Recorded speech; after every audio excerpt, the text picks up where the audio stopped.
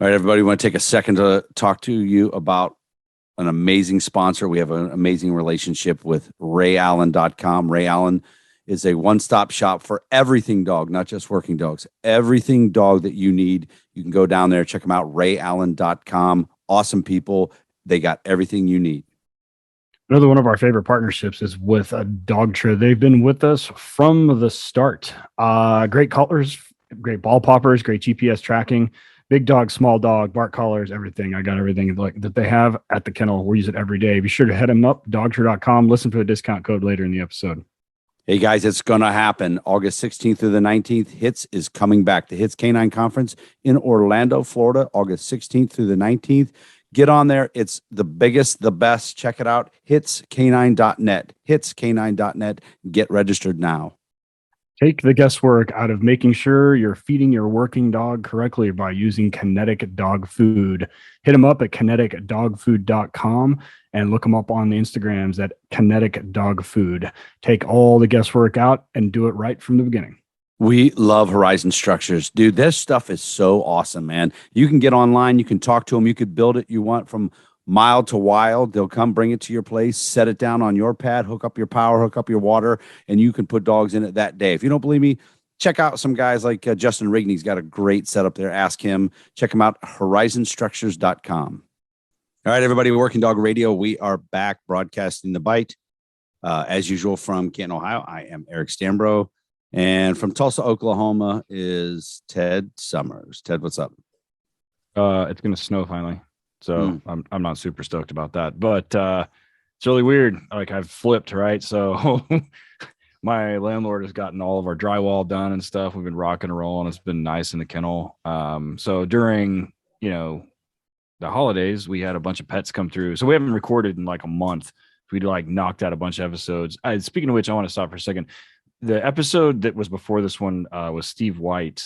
Before we interviewed him, after we interviewed him, they went through Seattle PD had a stabbing and an officer involved shooting that involved canine, and with Canine Jedi. The dog unfortunately didn't make it, but a lot of the things that Steve talks about in that episode are kind of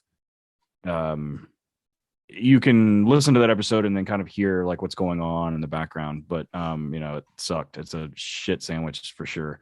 But I send the condolences to the handler and the family and that entire department. I mean, that was a shit sandwich. I mean, and their hands are tied based on some current stuff with that state. So, but yeah, it was a great episode. And speaking of law enforcement, I have switched. So now through the holidays, we didn't have a ton of pet dogs. We did some boarding. There wasn't a ton of training going on. I think I had like 12 or 14 dogs or something. And now, like everybody's like, they're kind of like, oh, and everybody's story is the same. They're like, oh, my family was here over the holidays and I got this stupid dog during COVID and he hasn't met anybody and he's just an asshole. And I'm like, yeah, that sounds about right. And on top of that, a lot of our departments here, their budgets kicked in. So everybody's like, hey, I got money and I went dogs. So we've got 6 police dogs in progress, and I've sent out a bunch of invoices and stuff for other ones, and so I'm starting to plan out handler schools and that kind of shit like down the line. But yeah, we just got 2 we finished a Frenchie today, and then I got 2 Corsos, like 2 Corsos that from the same litter that the family bought. So it's 2 Corso females that dropped off yesterday, which are interesting. So yeah, what about you? Yeah, we get a lot of calls for Christmas puppies right now, but I've got a large agency that I supply dogs to is coming up at the beginning of next week to test dogs. They got 2 from me a few weeks ago. They need 1 more. They're going to come back up. So I have 4 dogs for them to test. And then February 2nd, I got a shipment coming in from Europe. So I'm just kind of keeping that going, changing up what I'm doing though with the dogs, man. Cameron Ford was just here Friday through Wednesday doing cognition seminar the first 3 days, and then his odor phase seminar the last 3. The first 3 I had it almost exclusively for search and rescue people, and then law enforcement on the odor phase seminar. And he came down to the house one night. We had to stop at the kennel, take care of dogs. He helped me out. And he's like, dude, you can't be the guy going to the kennel. You got to blah, blah, blah. And I had 7 dogs at the time that day he was there. And I said, yeah, but I like doing it. And this is what I got to do. And he's suggesting I travel a little bit more and train. But what I am going to do, though, is rather than get a load of dogs prior to testing, is just keep dogs. Just get some. I don't keep them very long, but I have a lot of departments reaching out to me. And I'm like, yeah, right now I just sold out. I got to go get more. And that pushes them off. So I'm just going to keep some dogs in there and train them up. There's only a couple agencies that I'll sell green dogs to because of just, how that shit works. But so I'll do more training of those types of dogs. It's funny you say that about Corsos. We have 2 Corso puppies in our training program. So I have 10 trainers now. One has one and one has the other. They're 3.5 months old. That's it. They're so bonded. The mother died right after being spayed. She has a bite history. Their father died. I don't know what's wrong with him, but we have these 2 puppies. 3.5 months old. The female already lit up the trainer CJ, lit him up, split his hand, went after him today, grabbed his hoodie, ripped it, went after his feet. And then the other one is the polar opposite. So they're golems is what happened. They turned both of them into Schmeagles, and all they do is lay in the crate together and piss all over each other. So we're doing that. There's the thing with Corsos in this state. There's a couple guys that are really good Corso breeders, and I send people to them. And then we have some guys that are horrendous. Their dogs, every dog gets euthanized. I've told the story. The story, that dog Ragnar that I trained, a pet dog Corso, bit me 22 times in 3 weeks. Yeah. I got him squared away pretty good, but he had to be managed all the time. And then the owners, who I really like, kind of slipped on some of the management, and the dog went after the father, the owner, the husband, and had to get euthanized. Every single dog in that litter was euthanized. Every single one of them. The one of them bit 8 people, I think, before they did. The dog's name, that dog that bit 8 people's name was Clubber Lang. I was like, oh, that's so cool. And I seen pictures of this giant Corso, and he would sit kind of crooked, just leaning back with his name Clubber Lang. I was like, that's cool, until he just bites 8 people. So, but anyways, that's kind of where we're headed, man. It's been super busy. So today is the 14th of January. Tomorrow is the holiday party for the pet side of my business. Those you don't know, it's called Ridgeside Canine, Ohio. So we have the employee party, but my wife said no hoodies, no Ridgeside gear. It's a dress up party. So I got a 3-piece suit with a purple tie to match her shoes. We bought a red carpet, and all the women that work there or are married to the men that work there are super excited. I'm going to dress like a pimp. The rest of them are not all that thrilled, I don't think. Of course. So why wouldn't you? Right. Yeah. You got to see the refrigerator. My wife stocked it up there. It's insane. So we have a kind of a new employee. She's been there a few months. She opened the refrigerator and took a picture of it and sent it to her mother. It was like, this is where I work now. And it's all booze, the whole fridge. We just hired a new girl that's like 22, and her dad is like an attorney or something. And like, she shows up, and I haven't really talked to her, and I'm, tattooed shithead. And she's like, I want to learn to train police dogs. I'm like, I bet you do. Like, so she's already like a fairly accomplished pet trainer. Yeah. Let me hear how well your F word is. Yeah. We'll gauge your internship on if you can cuss. Yeah. And then one of the police dogs punked her while he was in the kennel. I was like, and one of the single purpose dogs punked her. Like, I was like, I got bad news for you. Like, it's like he wouldn't bite you if he had to. But so anyway, what do we got going on tonight? I'm asking you, what do we got going on tonight? So tonight we have somebody on that we were talking before we started recording, and we actually met him like many like back in the day, like 5 or 6 years ago, at the Albany Street Tax Seminar with Canine Ed, Dark Horse guys, and that station that we were running was ridiculous. So we didn't get a chance to talk to him, but I followed him pretty much since then on social media and YouTube and everything else. And the one thing that I really appreciate is like the frankness that we talk about. And is obviously you're going to find he's a really talented trainer in his own right, but he's really good at kind of like sussing out like why we as handlers or trainers and why dogs as dogs kind of like do the things that they do. So he's been on some other podcasts with some of the guys we've been on before. So we're going to kind of take a different direction from those. But tonight we have Tom Davis from Upstate Canine Academy. Tom, how are you? Good. How you guys doing? Doing well, Great. man. Awesome. It's a measly 16 degrees here with ice on everything. Everything is ice. The cars are ice, the sidewalks are ice, everything is ice. So it's fun. It's windy, so it makes things extra sucky. I mean, don't take this the wrong way, but we did a HRD in Buffalo in November. And it November was 1st too. It was fucking miserable. Yeah, Buffalo's a different breed of New York though. Like God. Buffalo kind of has their own shit going on. Like they Buffalo's a different thing. We had access to that giant like train station thing, right? So it's like it's made out of like granite. I think they carved that thing out of like a solid piece of stone, but it was like a refrigerator. So I mean, it was brutal. I learned that below a certain temperature, your Beats headphones won't work. So like nothing wants to work then. Fuck. And it wasn't even, they're like, and every one of those handlers from Erie County or from Buffalo were like, it's not that cold. I'm like, well, fuck, it's not. And Eric is like, dude, I'm from Ohio. Like, it's still cold. Like, yeah. Shit. So, it's not that cold here. It's going to get down to like 30 and I'm freaking out. So give us a little bit of your background. How we got into dogs. You kind of like, I kind of want to hear your like aha moment. Most of the guys that come on here, whether they're canine guys, military, pet guys, have that one dog.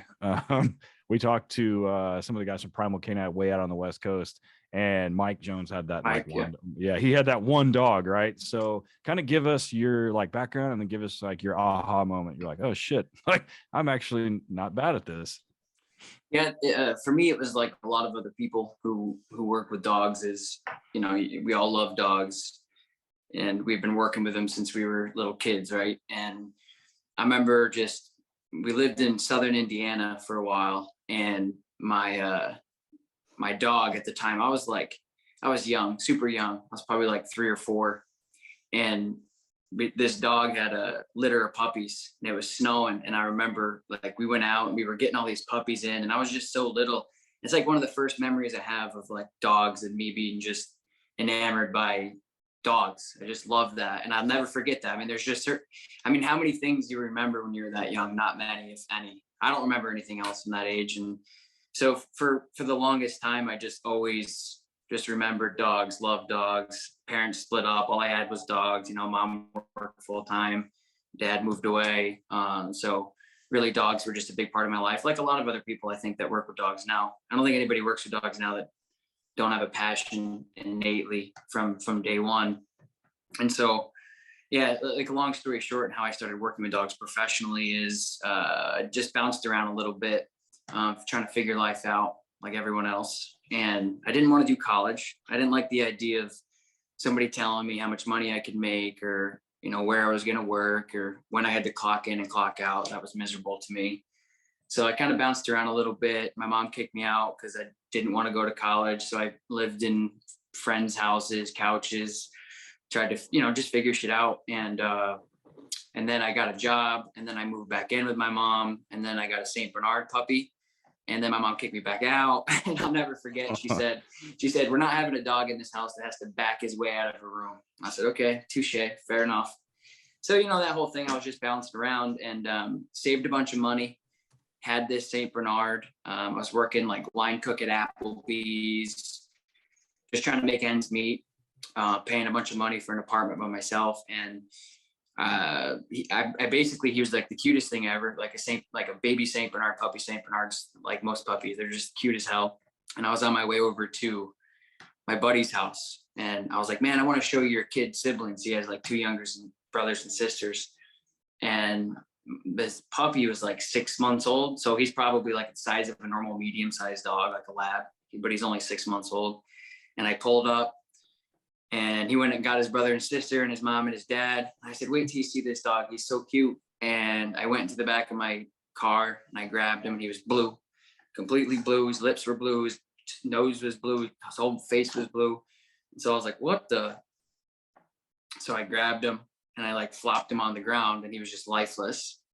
And so the family, it was like a horror movie, right? So there I go. I said, hey, go get your kid, brother and sister. Come outside, see this new puppy that I worked my ass off for. I got kicked out of my house, all this stuff.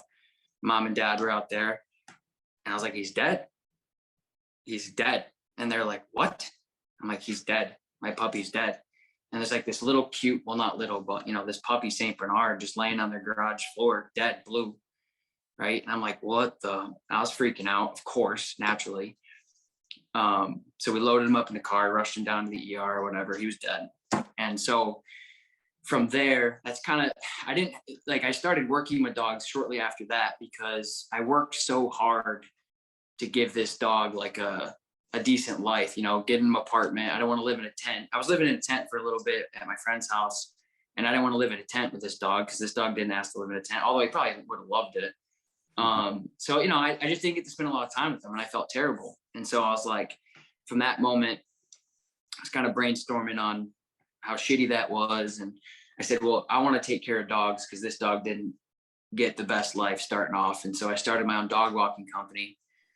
And my dog walking company then kind of got me into obviously professionally working with dogs. And when I say professionally, it means accepting money to work with dogs. Like I said, if we talk about working with dogs, like all of us, we've been working with dogs since we were in our diapers probably.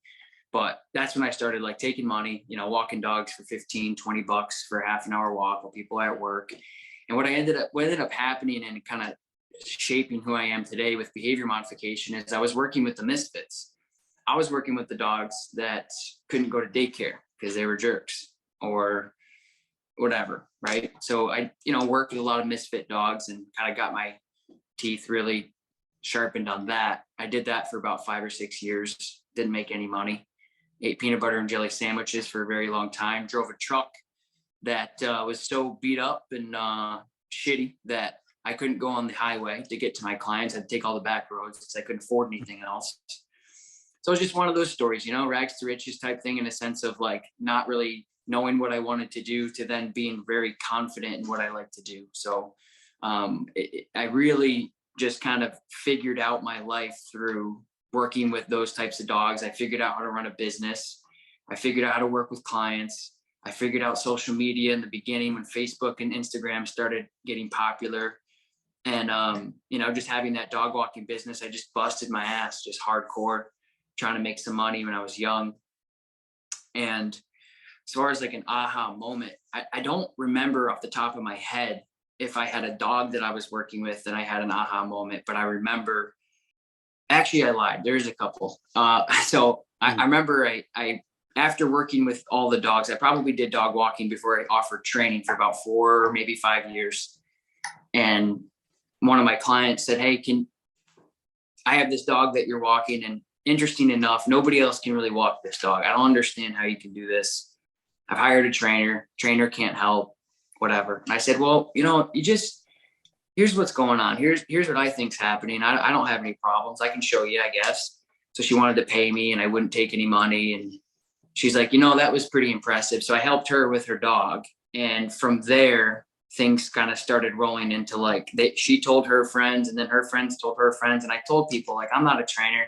I can't do that. I wasn't confident. I was like, that's not me. I don't really know how to train, but little did I know, what I know now and what I believe in now as far as tradition. And it's something I've talked about with a lot of other trainers, and Michael Ellis and I had a long conversation about this on my podcast about it too, about just being non-traditional and how sometimes it's more beneficial to go down that road. But long story short, the phone started ringing for training and it wasn't on the menu. And I was like, well, I'm not making any money dog walking. I'm living off peanut butter and jelly sandwiches. My truck's about to fall apart. And So I was like, nah, I'm not going to train. After all that, I'm like, I'm not going to train. I just don't feel comfortable doing it. You know, as a world I didn't really want to get in. But I did have this aha moment, I guess. So I'll keep this super brief. I've told this story a bunch. So if anybody's ever heard this story, you'll probably recognize it. But basically, I was walking this one Australian Shepherd, and this one Australian Shepherd was just a jerk. And his name is Dogtra. And he was on a harness, a rough wear harness, and he didn't like anybody but me. And so I was walking him, and you have to go over these railroad tracks to get to the trail that I was walking him on. And I ended up getting another St. Bernard. So I had another St. Bernard. He just passed away like 2 months ago or last month. I can't remember. But I had him with me because he went everywhere with me. And I went out with this dog, and I'm walking across this railroad track to get to the trail. And I just look to my left, and I see this big ass light. And I look to my right, and I see my St. Bernard getting ready to play by me, thinking it's a good idea to play on the tracks. So I don't really know what ended up happening, but I just kind of started walking towards him, my St. Bernard. And sure enough, he play bowed me, did the old turn around, big ass in the air type thing, and started running the other way. And so I was like, oh boy. So I had my client's dog with me on the right-hand side on a harness, and I had sandals on because it was in the middle of the summer. And the railroad tracks have these big rocks in between the planks, in between the boards that the railroad tracks is hooked to. So I'm running and hitting every single one of these things, trying to like, I can't even believe this is even happening. I'm like, dude, what are you doing? And he's kind of thinking it's a game. He got into this tunnel vision thinking it's a game on this track, which apparently I read into that a lot of animals actually do that. I don't know why, but whatever.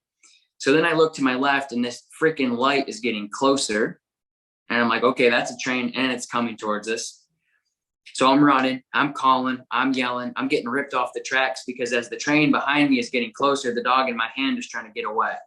So I'm getting ripped one way from a rough wear harness from an Aussie as I'm chasing my dog to try to get him off the tracks. And all of a sudden I can start feeling this train getting closer and closer and closer and closer.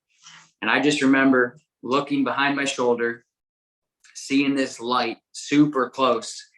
And I kind of like blacked out, adrenaline. I don't know what the hell happened, but I jumped out, grabbed my Saint, flipped him off the tracks, pushed off the like little cliff that these railroad tracks are kind of set up on. They're not on flat grounds. And I kicked back, and I'm freaking out, and I'm holding on to him with a death grip. So he's yipping and trying to bite me because I won't let him go. I basically got I'm not letting him go, right? I'm freaking out. Of course, my client's dog's trying to run away. I'm like, what the hell is going on? This train's 2 feet from me, soaring by, the brakes squealing. And I'm walking away, and I grabbed his collar, and I had a leash on me. I leashed him up, and I'm walking away. I'm like, what the, right? Scary as hell, still scary.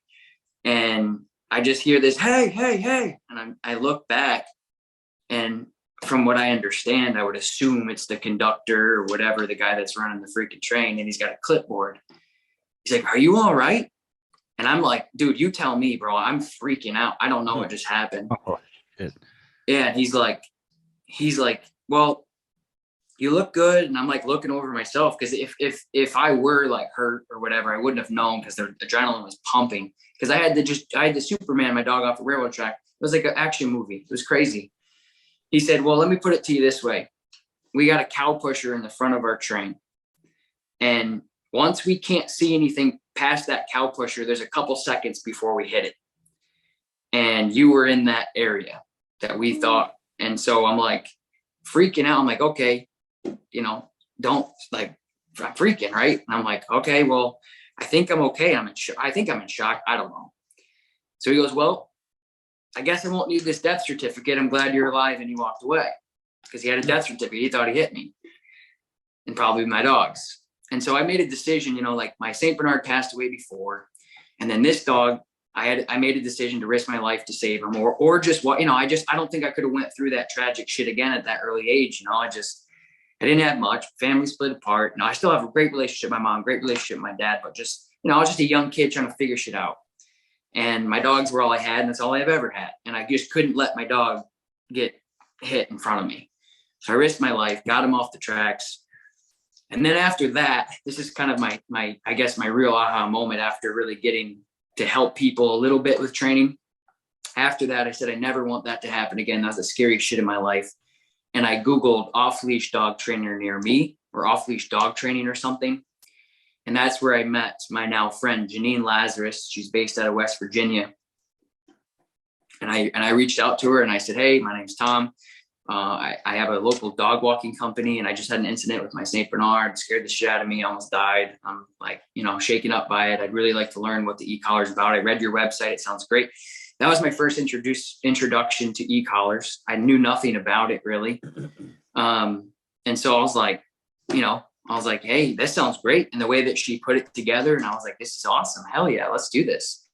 And so I ended up meeting her. She's this British lady from the UK. Older than me, and she's nice, but she's a British lady. So she's very a matter of fact. She doesn't put up with any shit. She tells me, okay, meet me at 7 o'clock at the park and I'll show you how to do this. And so I went there, and she was actually one of the head trainers at the Monks and New Ski. So she was very like on track with how they introduced the remote collar, which is actually now how I use the remote collar as a conditioning tool. Mm-hmm. And that's where I first laid my hands on Dogtra. I never really put the units down since. And that was kind of like a couple aha moments in my career where I started really understanding like the benefits of A, tools, and B, understanding that having your dog well trained just isn't something that you want to do because it's convenient, but it's life threatening essentially to some dogs and even people in my case. And so from there, working with her, I shadowed her, I watched her, I woke up really early, met her, just watched her train, watched how she dealt with clients. And with my background in business with my dog walking company, that's really how I started. I said, well, I'm not making shit money in dog walking at all. I worked really hard for 5 years and I just couldn't do anything with it. And that's kind of how my long story short, that's kind of how I started really with all that shit. So when you go, there's a lot of dog trainers that don't do behavioral modification. At what point were you like, that's my gig? That's an awesome question. So for me, like that's exactly what it was. Is I wasn't interested. When I was saying before, is I was like, I didn't want to be a dog trainer, and I still don't. And this may sound weird, but I still don't call myself a dog trainer. And I always say to people, like, I don't know. I'm by nature in the dog training community because of what I do, but I'm really not in the freaking dog business at all. I'm in the people business. Everything that I do has everything to do with me teaching people how to be better dog owners. That's it. The dogs, you guys know this, the dogs are the easiest part of what we do. We're it's easy. And so for me, that's why I had a hard time, because I didn't know what the 4 quadrants were. I didn't know how to put a slip leash on properly. I didn't know reinforcement. I didn't know. And still today, this day, I get shit from people because I may say negative reinforcement wrong in a demonstration or something. And I'm just like, look, like behavior modification, if there was a problem, I had a solution. And so that's really what it was for me, is I went down a road that I like to do, which was behavior modification. And it was like, if you had a dog that was aggressive or fearful or wouldn't get out of the kennel or whatever, that's what I really love to do. And it wasn't until I started really promoting myself online that I realized, A, that there were people who didn't understand positive punishment, and B, that dog training was this cult like savage community in some ways, not all of it, but and I was like, what the hell? I was like, I just saved this dog's life. This owner that was getting dragged, that broke her collarbone, can walk her dog because I taught her how to use a prong collar, and I'm an asshole. I'm confused. So for me, it really, to answer your question, Eric, it was like I didn't know the difference. I didn't know I was getting into the dog world, and I didn't know how to frame myself. And still to this day, I work on it. That's why I call myself an educator, because that's what I am. And I just love problem solving. If there's a problem, it's what gets me. It gives me goosebumps. I love it. If there's a dog that wants to rip somebody's throat out of their face, I jump in the ring. I'm excited about that. And that's something that I focus on. And I tell people all the time, I don't love obedience. Obedience is a part of what I do because it helps a lot of the problems that are created off the external problems that pet owners deal with. My dog's reactive because, you know, your relationship is junk. Your relationship is terrible. We'll talk about that later probably, but so that's really how I started going down that path. Is like, I'm a problem solver. If there's a problem, I want to try to find a solution. You know, and that's one of the things that I kind of noticed early on about like kind of watching you, was that you were willing to accept some cases from people, and I'm the same way. Like where I'm at locally, we have quite a few trainers, and when they get a dog that is just remotely outside of their comfort zone or remotely outside of what I would consider their skill level or kind of like how they do things, they're like, nope, go see Torchlight.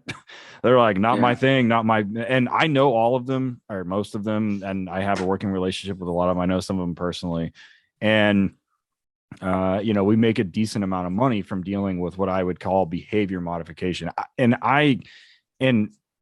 don't sell ourselves that way. Like I don't sell myself as a behavior modification guy. Like and kind of like, unlike you, like I say, like I'm a dog trainer. I 100% am. And, you know, we take on some cases that are, some legitimately dangerous dogs. We've had some Eric, same thing. Right. So, you know, and I think it's a lot of it has to do with one willing to even accept that and do it. And two, because I've had dogs come to me and people, like you said, like you talked about the dog was like, oh, nobody can train him. The trainer has already done it. Right. They can't do it. And we've had dogs come to us, and of course owners don't tell me this, but they've already gone to other trainers. And I'm like, yeah, I can fix it. Give me like 2 weeks. I'll take care of it. And they're like, are you sure? I'm like, yeah, it's fine. And it's then 2 weeks later, the dogs are great. And they're like, how'd you do it? And I'm like, you know, so, and it's one of those issues that I think, and you mentioned it, like there's a lot of people that are really vested and this goes into the conversation we're going to have in a little bit. There's a lot of people that are vested in the pet industry and how they do things and how they want things to be. And there's a lot of people in canine that are vested in their brand, I guess is the best way to say it, and how they think things should be. And I'm no different. And it's part of the reason we have a podcast. But so, you know, and that's one of the things that I really respect about how you do this stuff, and do these things. So, you know, before we take a break, I think, when we come back, actually, let's go ahead and take a break. And when we come back, we're going to talk about some of the behavior modification stuff, what that kind of means, and then how we can work on that with some of working dog handlers. So don't fast forward through the commercials. We say it every time, but inevitably I got a note today from somebody, what's the discount code for Ray Allen? I'm like, I don't know. Like, I don't know what it is, but it's in the fucking show notes. So go look at it. We'll put it all in the show notes. So don't fast forward through the commercial. We'll be back in a second. HITS Canine Training Conference. This is America's premier canine training seminar, packed to the brim with the world's best instructors and me and Eric, all covering important topics. There's no better place to learn and no better place to network with other handlers, breeders, and trainers. HITS 2022 is being held in Orlando, Florida this year, August 16th through the 19th. And I know how you guys are. Everybody waits at the last minute. And in the post-Rona world, everybody's training budgets are being cut and everybody's deciding whether they're going to be able to get to go or not. So don't wait, because they're not going to have an infinite number of spots. And the price goes up after a certain date. So get signed up as soon as possible. It's in Orlando. We'll see you there. Be sure to hit them up. HITS Canine, letter K, number 9.net. One of the best relationships we have in this podcast and in this industry is with the great people down at Kinetic Dog Food. The story of Kinetic Performance Dog Food is pretty simple. They wanted to make a better premium dog food for the dogs that need it the most. Their goal is to give every working and sporting dog a higher energy level, better performance, and better overall health through superior nutrition. So they formulated a line of food based on what they considered to be the optimal profile of a performance dog. They've done tons of research on this. This isn't their first rodeo. These guys know what they're doing. If you're a kennel, they will come to your kennel. They will see the problems that you have. They will check out what works for the dogs that you have. They're amazing people to work with. They drop ship a pallet right to you if you want. I know a lot of guys that use them. There's a bunch of different formulas on there, and 32K might not be for your dogs. Maybe the 26K works. They can adjust it. They'll give you the right ideas what to do in different parts of the year. Winter's different than summer. It's It's really a well-run, good dog food company, kineticdogfood.com. Be sure to check them out on social media too, man. They're amazing folks. Kineticdogfood.com.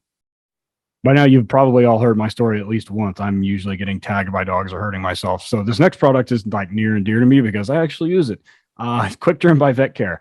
It does great for keeping small things from turning into big ones. I use it at the kennel for clients' dogs that have some issues with skin stuff or have food allergies or have environmental allergies. Works great, keeps hot spots from making giant hot spots, and it keeps my working dogs who inevitably find magnificent ways to hurt themselves from turning it into a giant vet visit.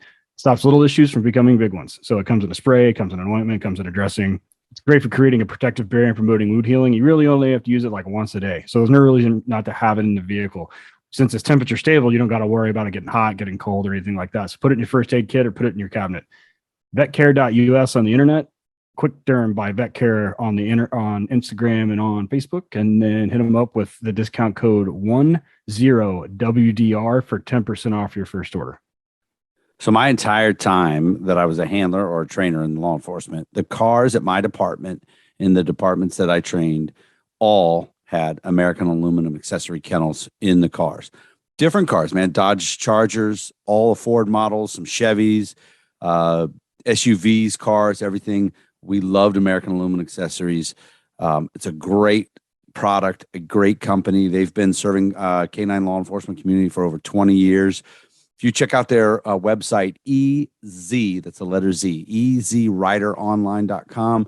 They got testimonials. They got videos on how to. They got a list of everything they have.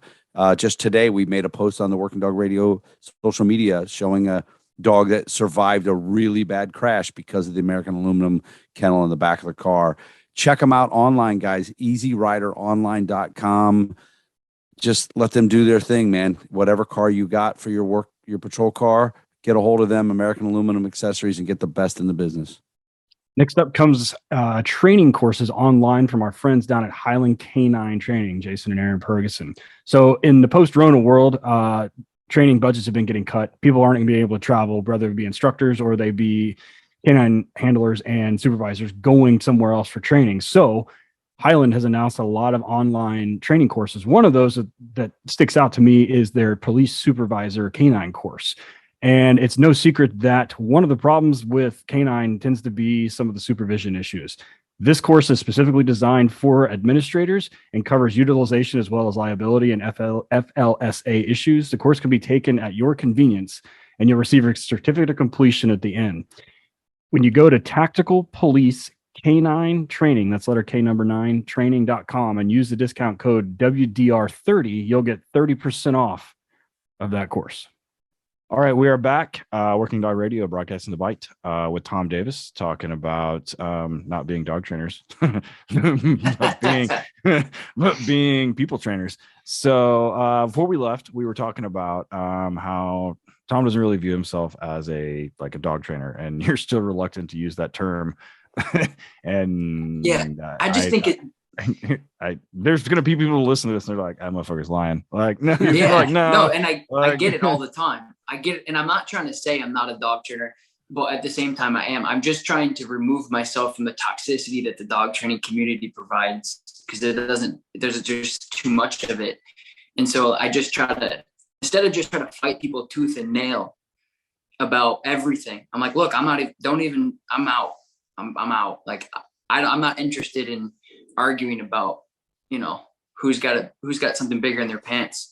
I'm interested in helping people. And that's why I guess that's why I say that so much is it's not necessarily that I don't want to consider myself a dog trainer. It's just, I just find the toxicity in the community sometimes is just overwhelming for me. I can't imagine what it's like for a confused dog owner trying to get help. And confused canine handlers is even just as bad. And it's endemic in both industries. The one thing that I have done, and Eric has done this, and I've seen him do it, I do it. And when it is and inevitably in Canada, it comes down to a credentials argument. What have you done? Where have you done it? How long have you done it for? Very similar in the pet industry. What have you done? How long have you done it? What have you done it for? And eventually, on a long enough time scale, the results are there. Usually. right? There are people, especially in canine, and the pet side, you're not going to be around for a long time and suck. You're just not. I mean, Right. like you can't, because it's a capitalism. Like you're going to get fucking eaten up. And canine, you're protected. If you suck and you're a fucking shithead and you're a terrible trainer, you can be protected by the industry, and you'll be protected by the industry because of your position. And I know guys in canine that have been doing it for 25, 35 years. And the joke is, it's like, well, I guess you can always do it right. I mean, like, and one of our buddies, Gavin, has said, he was like, the amount of time you've done a skill set doesn't necessarily prove proficiency. And to that, and canine is very much the case. Like and I hear it all the time. They're like, nobody cares how long you've done it. How many times did you do it? And that's the one thing we run into with a thing that we have in this industry, called a master trainer, where there's a certification and it's a fucking thing. But the requirements for that are actually fairly low. And it's always interesting to me when I see that kind of thing, and it's a credentials argument. So people have vested interest, and they're very vested in that. Like, and it's no different than politics. It's no different than religion. I mean, they have a vested interest in their version of events being correct. So that's, like I said, when we started talking about behavioral modification, and we started talking before we started recording, Eric brought up like, hey, this is, a lot of guys are like, oh, it's just the crazy Malinois, it's this or it's that or it's whatever. So with that, when we start talking about behavioral modification, I tell pet owners, and this is a good analogy too, and I tell canine handlers this too. I'm like, you're actually a really good dog trainer. The only thing you have to be a good dog trainer, this is the big secret, you have to have consistency, and you have to be able to identify the behaviors you want or don't want, and somehow manage those in some one of those quadrants. And with pet owners, I'm like, you just have to be able to identify the behaviors you want and don't want. And then you have to consistently either correct or reward those behaviors. That's all you have to do. And inadvertently, for this dog's entire fucking life, you have rewarded the wrong shit, which is why he does this. And, they kind of look at me like, it makes so much sense. I'm like, you're actually a really good dog trainer. You just don't know what the hell you're doing. I'm like, oh, yeah, exactly. And I'm like, so these dogs have learned these behaviors, because they're all, it's learned. And there's one behavior that I do want to talk about in a little bit. And Eric, I'm sure, knows what I want to ask. But so Eric, give us your take a little bit on that. So dogs are dogs, in my opinion. Some are, higher drive dogs that we do. They're easier to train. Like, there's a lot of dog trainers. So me, when I started getting into pets from doing police work, and then I have hired a few guys that work for me that were like, yeah, so this Bichon here won't take a ball. I don't know what I'm supposed to do, or will not work for food, or things like that the working dog guys have been able to, get through a lot of things. But when we're talking about behavior modification, so if somebody was to get on your social media, the No Bad Dogs, get in there and start looking around, they're like, wow, this guy, a lot of pet owners and things like that. How does that relate to me as a canine handler or a high-level sport dog handler? But behavioral problems in dogs, in my opinion, are the same. Causes are the same. And so if you were to go, and I'm sure you've been to some working dog stuff and working around the police stuff, and I know you and Michael Ellis have talked and everything, what would you say to the handler that is walking his dog up to do detection, and everybody has to pin against the wall because, hey, watch out, JoJo's coming, he'll fuck you up on the way through. And the dog that his behavior is being excused as a crazy aggressive dog because he has street bites, or a Malinois. That's why he spins all over the place.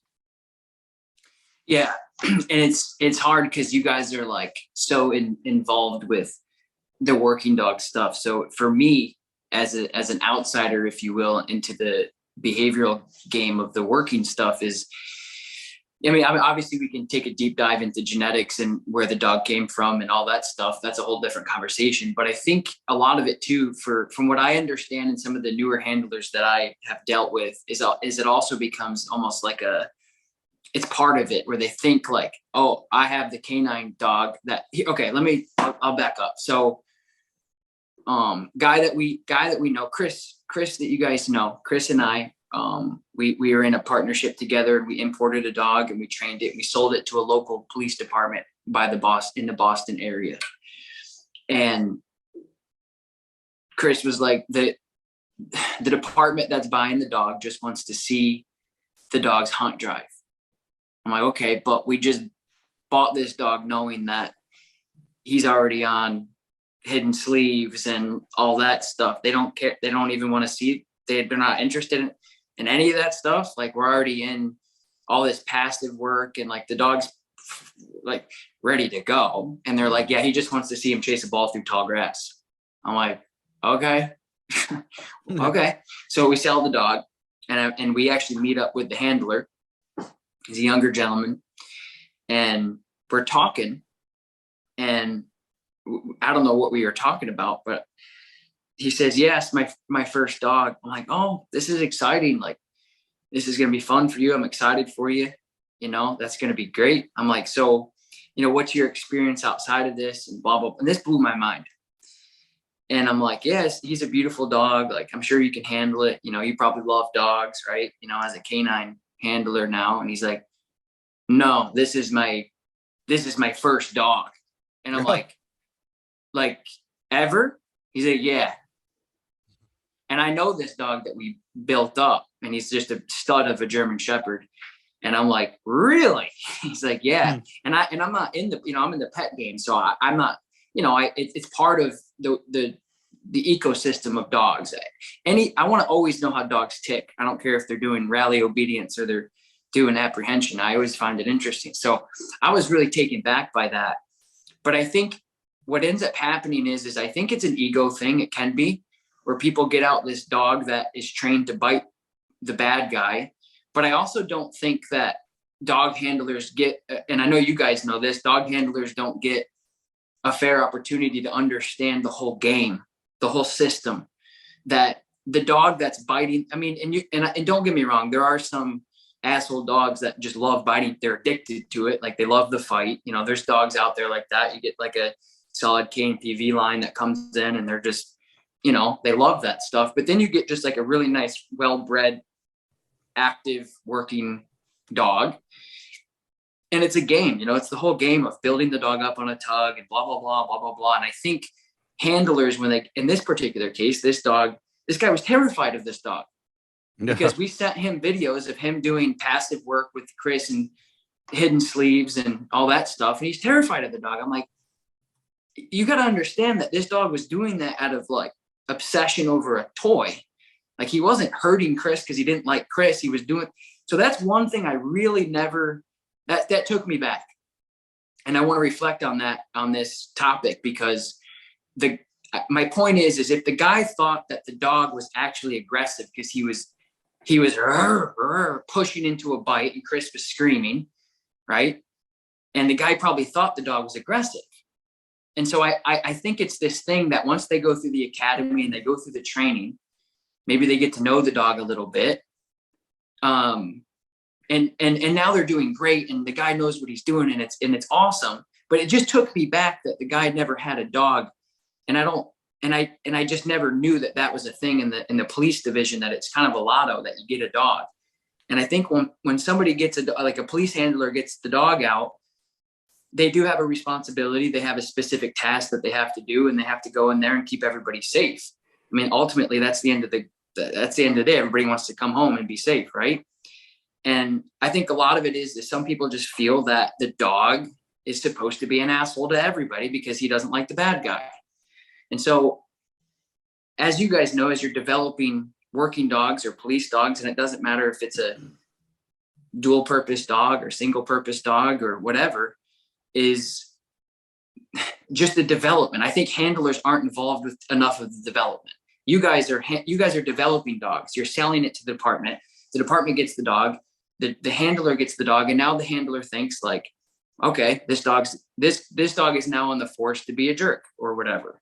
So I think they're just the education of like, actually, it's not really the best idea to get them this fired up for a traffic stop, that, you know, maybe there's a turtle on the road and whatever. I don't know. So I'm not into that game as much, but I just think that that craziness that you're talking about is almost a badge of honor. I have the crazy ass dog in the back of my car, and if anybody wants to get the smoke, they're going to get the smoke. And I think that I see that and I'm like, yeah, but you can also like have a really nice dog turn on with a flick of a switch, and they're silent until they get there. So for me, in my opinion, the way that I'm looking at that handlers get dogs is if they know a little bit more of the development of the dog and actually know the game of why dogs go after bad guys, for the most part, is it's fun as hell for them. They're not really like this aggressive, innately nasty dog, because if they were, they wouldn't be good with the handler.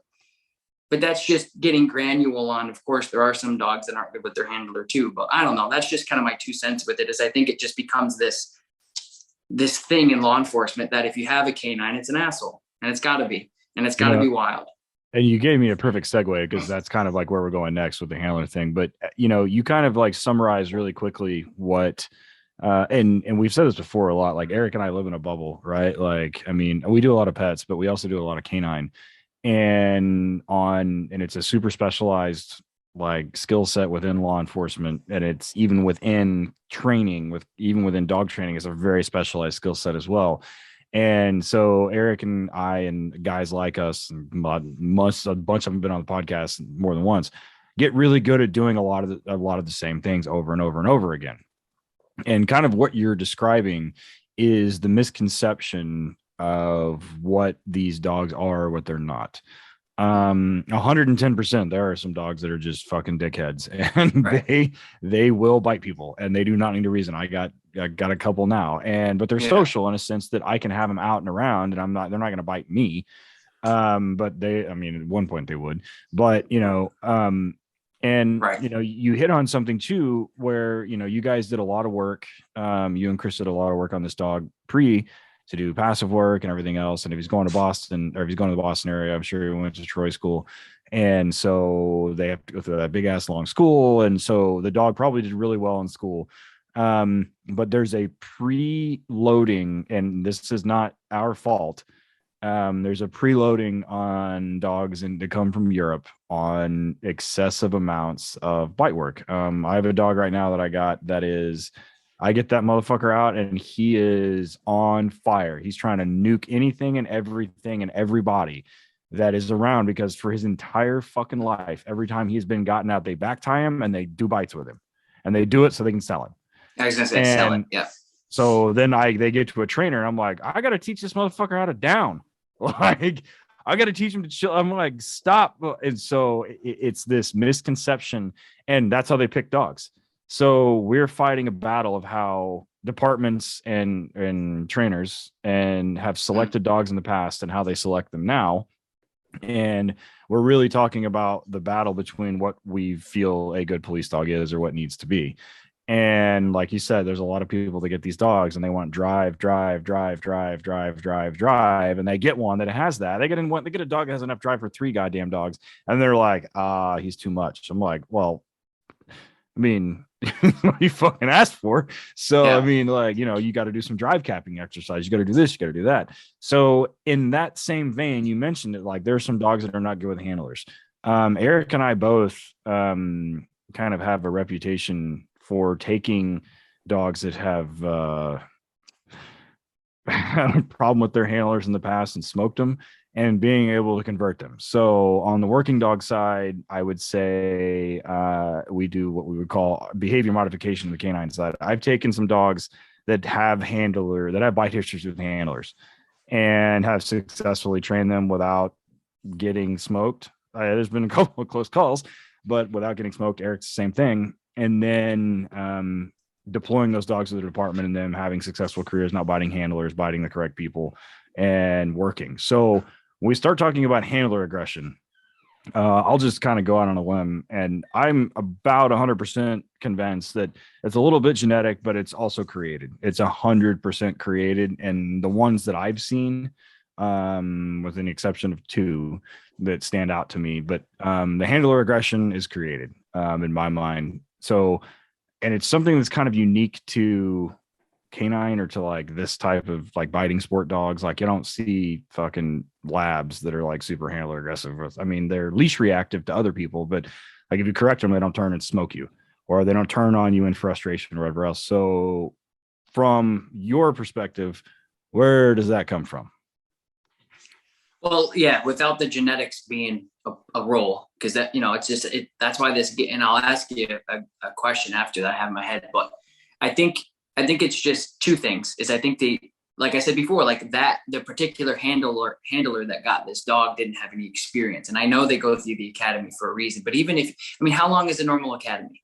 Like 6 to 8 months? No, fuck no. What is that? Should be. So yeah, like you sent a dog to a program that's actually really good, like Massachusetts, Florida. There's a couple of states in the country that do a really good job, and it's like a state statute thing. Like they have to go through these programs, right? Pick a state, like another state, like for instance, like where Eric is at. In Ohio, there's not a mandated amount of academy you have to go through, and where like I'm from, or shit, like Louisiana. And I'm not picking on Louisiana. Don't send me any fucking emails, but you can go to the pound. You can grab a dog and write canine on the side of your patrol car in Sharpie, and you're good to go. Right. So there is no mandated. And right now there is schools or academies are getting shorter and shorter and shorter.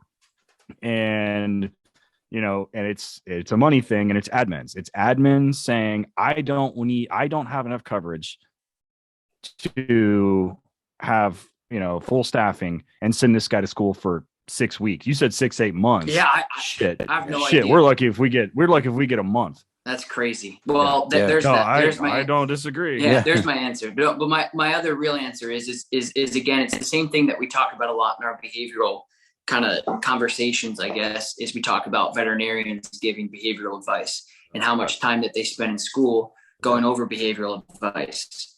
And it's the same thing as you're going to send this dog to school to learn how to sniff bad shit and chase the bad guy. But how much time are you spending on building a relationship? So my answer, primarily specializing in behavior modification and building a better relationship with the dog, regardless of if it's little Susie with her Maltese or it's Sergeant Guy over here with this Malinois, is just understanding that relationship really, again, excluding these genetically, some of these dogs that we get from Europe that are just, those are those special dogs that you send in when you need to. But I think relationship, they're not spending enough time saying like, hey, here's how to play tug with your dog. Like they're saying, hey, throw the ball on the ground, but how do you create that relationship? And it almost seems just sloppy. It just seems out of control. It seems, and again, it's hard for me to say, especially this is your guys' gig on your podcast. It's like, I don't know enough about it, but that's, as a behavioral guy looking at some of these dogs, it's like, what's really cool? What's really cool to see is a badass dog that can turn on at any given time. That's just really in control. You got a loaded gun on a leash that is ready and willing to go and is stable. That's cool.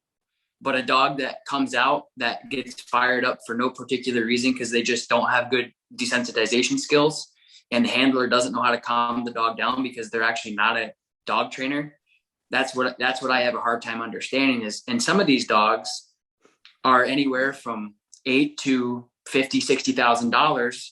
And we get a handler that's never had a dog at home, get a handler into the streets, and then they go out with this dog, and it's messy and it's sloppy, and it makes guys like you probably look bad, right? Just like how a balanced dog trainer and somewhere else can do a really shitty job will make me look bad because I'm also in that category, right? So for me, it's to answer your question, I think it's a lot of teaching handlers how to create a better relationship so they can handle these stressful situations. Because if a dog is out of control at the end of the leash, very, very highly stimulated, and the handler doesn't know how to pull that back a little bit without getting redirected on and building more frustration, because they just don't have that fundamental relationship. They're getting in the car in the morning, the dog's getting the back, they're on their way to work. But I think that there are some handlers, like Chris is a perfect example, Chris Jones. He's a guy that now works. He didn't have a canine for a long time, and now he has a canine, and he was decoying all of the area's dogs because the handlers were like, we don't know what we're doing. Sometimes we need help. But it took Chris years to get a dog, and now he has one. But I just think it's just lack of understanding what a dog is. I think maybe it seems like the handlers aren't getting enough understanding of how to build that relationship with a dog. So when you get out in the street and there's a stressful situation, how do you talk a dog off the ledge of biting the right guy versus the bad guy if you can't communicate? Like, just like we were talking about earlier about, I think, Ted, we were talking about the pet dog industry and how dogs get the way they do. So a dog comes in that's reactive, right? And they're working. I have a dog in right now that is a 2-year-old intact giant schnauzer that is starting to growl at mom and dad. And it's like, okay. And they come in. And of course, that is a working dog. I mean, it's not a Malinois, it's not a Dutchie, but it's a working dog. Those dogs still work. And when they come into the facility, I say, okay, what's the problem? Well, we're starting to growl and we're starting to go after and we're starting to get reactive. Okay, let me see you on the leash. Oh, well, we don't really do a lot of like leash work. We have a lot of acres and we don't have a lot of leash work. I'm like, all right, well, let's just go out and, walk around a little bit. This isn't a test. Don't get stressed out. I'm not going to judge you. If you were good at what you were doing, you wouldn't be paying me to help you, right? Don't fret. Don't get stressed. Go out. Let me see what you can do. Go out. Hey, Fido, sit. I'm like, okay, that's all I need to see. Let's have a seat. Let's talk. So let me get this straight. And this goes back to your conversation about the handlers. So you got a dog that genetically, I mean, look at a giant schnauzer and what they're supposed to be doing and the power and the ballsiness that they have from my experience. I don't know about you guys, but they're powerful, fun dogs if you know what you're doing with them, just like any other working dog, right? So I say, let me get this straight. You got a dog that is starting to exhibit these behavioral problems, but you can't get your dog to sit and do obedience. So for me, again, working with behavior and specializing in that, the behavior modification is like a level 10 out of 10 of hardness, if you will. And I was like, but you're not even at graduation number 2 yet. I don't even want to talk about why your dog is growling yet, unless you can get your dog to sit and stay for you because your relationship is whack and none of it matters. And I think it comes back down to the handlers is we get a dog out of the car. They're stimulated because this is the routines that they do. They're ready to go. The sirens are on, the commands, the announcements are coming out and we're fired up. And that's good because and that's the hard thing for me to talk about this because I know there's some guys being like, yeah, but when you're in a situation like that, young man, you don't understand and I'm like, I get that. But at the same time, like what would be really nice is if you said, come and then get on your alert and do whatever you need to do. But I just feel like the basic shit is not, and this may be true. I don't know. You can reflect on this. But again, somebody comes in with a giant problem, but they don't have the basic shit down and they don't know how to communicate with their dog. It's never going to be a recipe for anything good. So I don't know. In that segment, we said the word relationship like 500 times, which is, we know because we use it every day, all the time with talking to pet owners and things about the damage to the relationship. And it's, for those folks, some of them, they're like, yeah, okay, nodding. And you're telling as you're going through training. And for some of them, it's a massive life change and they just can't do it. But for a canine handler, getting a canine is a massive life change, right? It's now your job, but you only have the dog at work, 8 to 10 hours a day. The rest of the time, the dog lives with you at home and is part of your family or, part of your pack. Some people just keep them out in the kennels. That's cool. A lot of places that's rules. So if you were getting that new guy, you got the dog and going to start training, what would you say to him? This is how you need to live with this dog to have a great relationship, like the right way overall. I know some dogs are different than others, but in general, like we talk to pet owners about not letting the dog roam free for long periods of time and the when and where to give affection and things like that. Because when I talk to guys, they just roll their eyes at me, the canine guys. But how would you break it down to them? Say, listen, if you do this, this is going to make your work life a lot better with this dog because you're not going to be creating problems that we have to fix. Yeah, it's a good question. And I think it's very similar to what we were talking about is if you came in, you said, I'll throw as much money as you want at you to fix this. I'm like, I can't fix this. It's not my dog. Well, I don't need to fix this, first of all. And I think it comes back down to the other problems is I'm like, okay, so let's say as a canine handler, you're having this problem and you guys can kind of insert whatever that common problem is on the street within the department. This is the problem we're having. I say, okay, that's kind of advanced. I understand why that's happening. Let's pull it back a little bit. What's your relationship? Can you get your dog to sit on command without an exterior motivation? Can you get your dog to stay and walk away just a little bit? Can you get your dog past graduation number 1? If you're working on this behavioral problem that's a little bit more advanced, let me see what your basics look like. So I think for that handler, it would really be auditing how well you can handle this dog fundamentally first before complaining or trying to fix an advanced piece of problem solving. Because that's what it comes down to me is if your dog is biting people, but your dog doesn't know heel, I don't want to talk about it because you can't control your dog. So I think it comes back down to the fundamentals and and I think too, is just taking time. I think people get so like, that was a great point that you said that they're in the car or they're on patrol for whatever, 6 to 8 hours.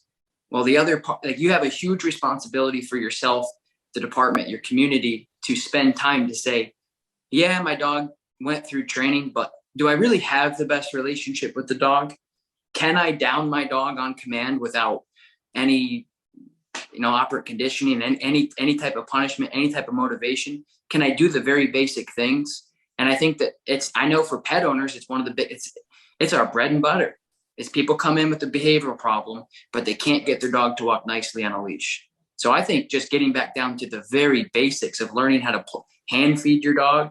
But again, it's like, I don't know how many of the working dogs out there are going to be okay with hand feeding. I just don't know because it's not my lane. So we do it. I did it today. That's how I start, and that's how Eric starts too. We start because, and the reason we start that way, one is because it creates the relationship, right? And two, because they're in a lower drive state. If you get a fucking prey item out, most of those dogs turn into fucking confetti with no control.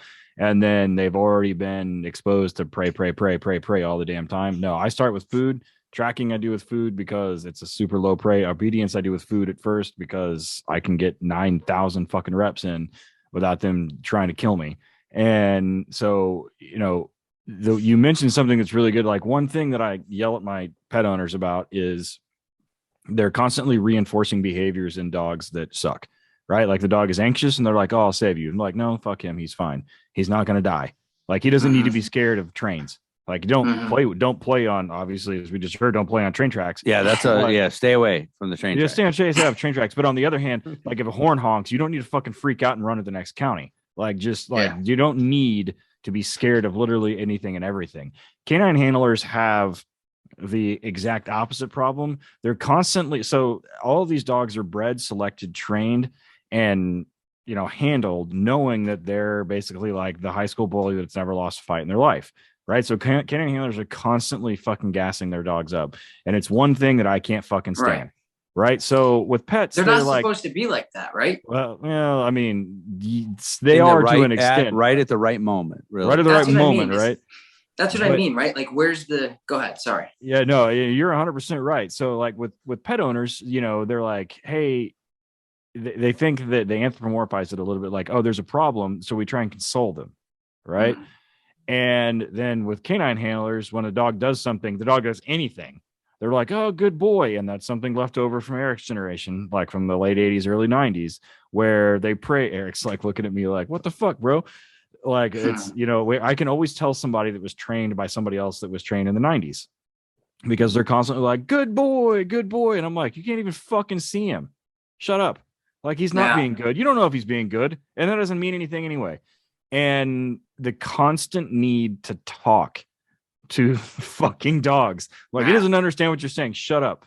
And that's one thing that, we talk about a lot at HRDs and we see that. And you mentioned like basic stuff. So at HRDs and like when we were at the thing in Albany, we had a fairly complex scenario running, but there was, and it's what we go back to a lot in these HRD seminars is we're like, look, we're doing these super complex scenarios, but it's really just chaining together a bunch of basic exercises and a bunch of basic drills. And then it's one thing that I talk about a lot on the podcast and that we talk about on our Patreon page and I talk about at HRDs is we back chain a lot of exercises. Like this is what this micro skill looks like perfectly, right? He goes into this room, does this, and then recalls, no big deal, right? So there's these individual behaviors that need to be worked on. Like right. Because if the recall sucks, you're done. Right. Way back in like the episode fucking 40s. I don't know, like way back at like hits 2017 or 18, we interviewed Ken Pavlik and Ken talked about there's the detection side, but like if there's a certain portion of the detection, like each individual step of the detection, whether it's the pre-deployment like ritual, then sending, then the dog hunting, then the dog going through a TFR, train final response, all those things. If there's one portion of that that's really bad, they stop, they pull, in the way he described it is they pull it out, they train that specific skill set, they plug everything back in and then run it at full speed. And I think everyone tries to do everything at once and the basics are really, really neglected. So, and the one thing that I try to instill in my handlers and at HRD also is like, just fucking wait. Like, hold on a second. Like, why are you in such a goddamn hurry all the time? Like, I get it. Like, we need reps in, but just like stop, wait. And with my handlers that I train, like I'm really big on one command, one behavior. Because all the time I transfer the dogs over, you know, they're generally like, if I tell them to sit, like they know, like sit, like I don't need to reward them, like just sit down and shut up or down. Right. And while I'm talking to handlers and we're debriefing or I'm telling them something, giving instructions, I'm like down the dog. And you say plots and boom, he hits the ground. And I'm like, now look at me and listen to me. And then they keep looking at the dog and I'm like, don't fucking worry about him. Because when we're doing debriefs at HRD, it's constant. Right. Like Eric will tell you, like dogs are fucking barking and like handlers aren't controlling the dogs and they're just overstimulated constantly. So, and you're 100% right. Like working on basic shit is a way that you can progress your advanced skill sets down the line. And that's no different than any portion of law enforcement. Like everyone wants to do all the crazy, like shooting shit. And it's nothing more than the really, really good application of fundamentals. Yeah. And so everybody wants a hole in one, but they don't want to work on their golf swing. They don't want to develop it. Yeah. That's a good way to put it. All right. Before we go on a commercial, we're going to come back and talk about e-collars. But before we go, I want to ask about it's not a controversial subject at all, but it's a debated subject amongst people is this concept of a dog's love. The dog's love of the human, doing things because they love the human. And it's really a big thing in canine. And it's because the dogs and the handler are side by side working, everything like that. And the concept that the dog dives through the window after the guy because he loves the handler, and things like that. We see guys say it all the time. So through the thousands of dogs you've dealt with and all the experts you've dealt with, what have you come up with idea wise on that concept? Yeah, it's a good question. I think dogs care about us. I think we love them more than they love us. I think that they protect us more than we protect them. I also think that we have to realize that we're all they got. So here's the way I put this is pet owner comes in for a 4-week board and train at one of our facilities. They say, and what clicked to me over the years, I said, you know what's interesting? I say this to my trainers all the time. I said, what's interesting is that dog doesn't know mom and dad just spent a shit ton of money for them to be here. That dog thinks we're their new owners. Right. And I say, how long does it take normally for these dogs to love us and get affection and get treats and belly rubs and go lay on the cot in the studio with you? It's like, I don't know, like a week. And they're over it. Gone. You don't exist. So I don't want to say that dogs don't care about us because of course they do. But we have to understand we're the only show in town. They love everybody for the most part.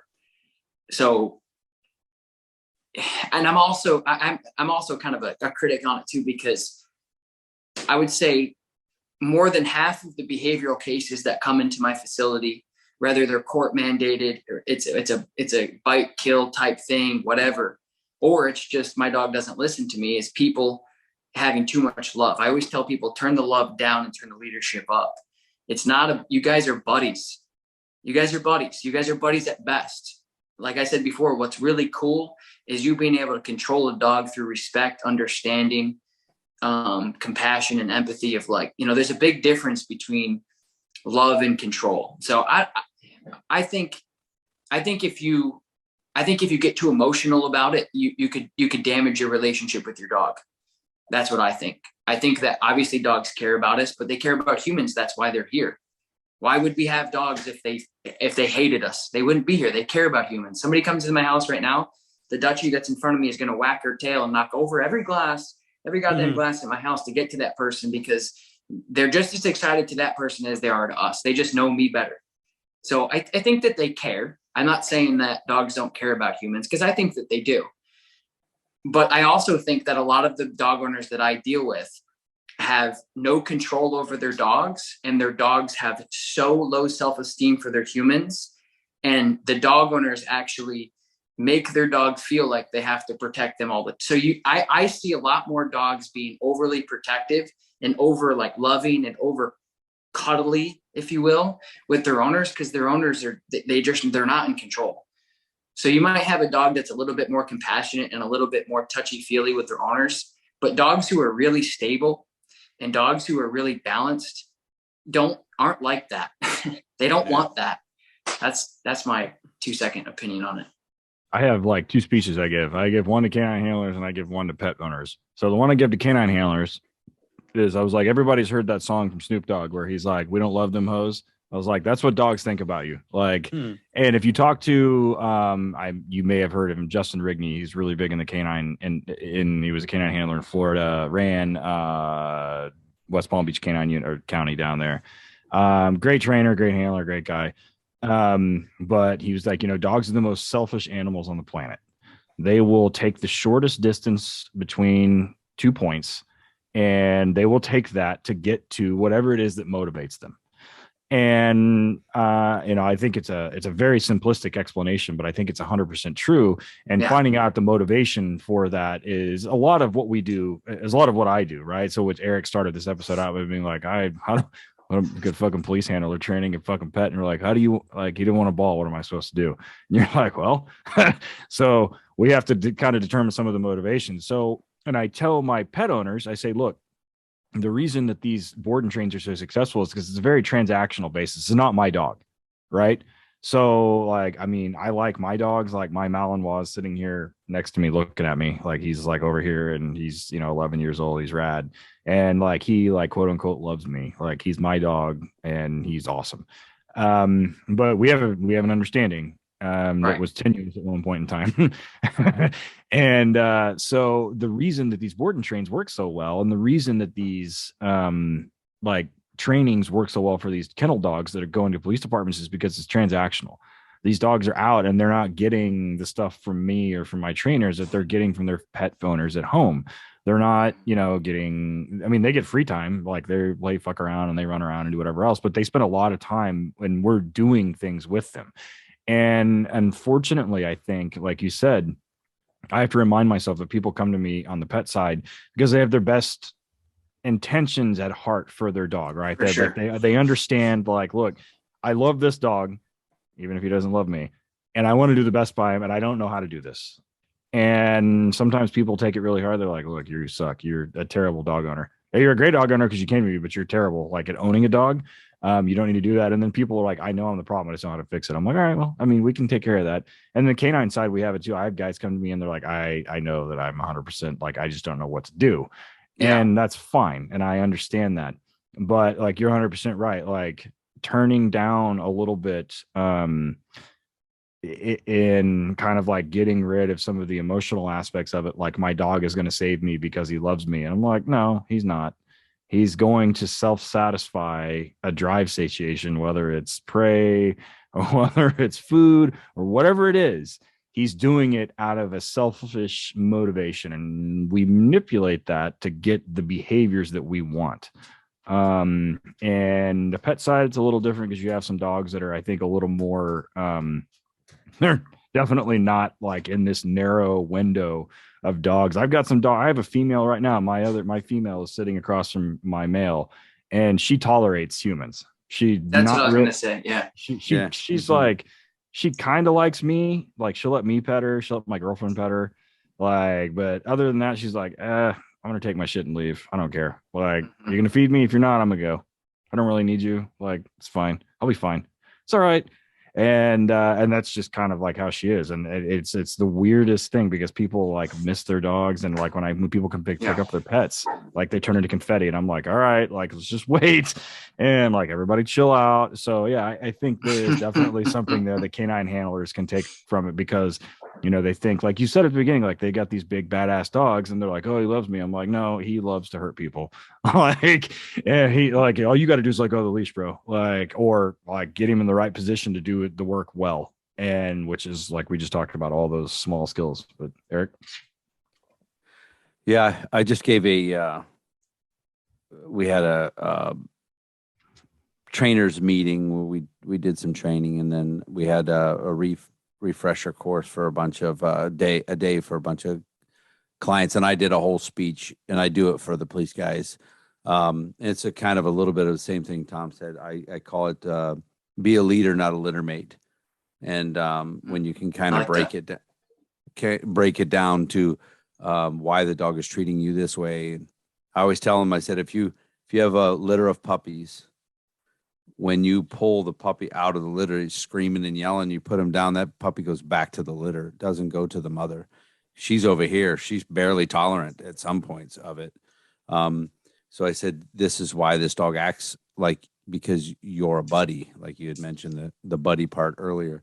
And that kind of seemed to resonate with people a little bit, when you got to talk to them. And I got to say the same thing to say some canine handlers.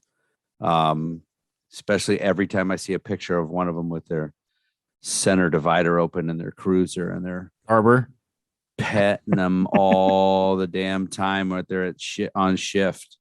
And I'm like, guys, you are killing me here, man. This dog does not need you to do that. And a lot of those dogs have problems. But so we're going to go ahead and take a break, commercial break. When we come back, we're going to talk about, believe it or not, a tool that is still an issue in canine, in working dogs, the e-collar, because it is so underutilized incorrectly and just not really done right.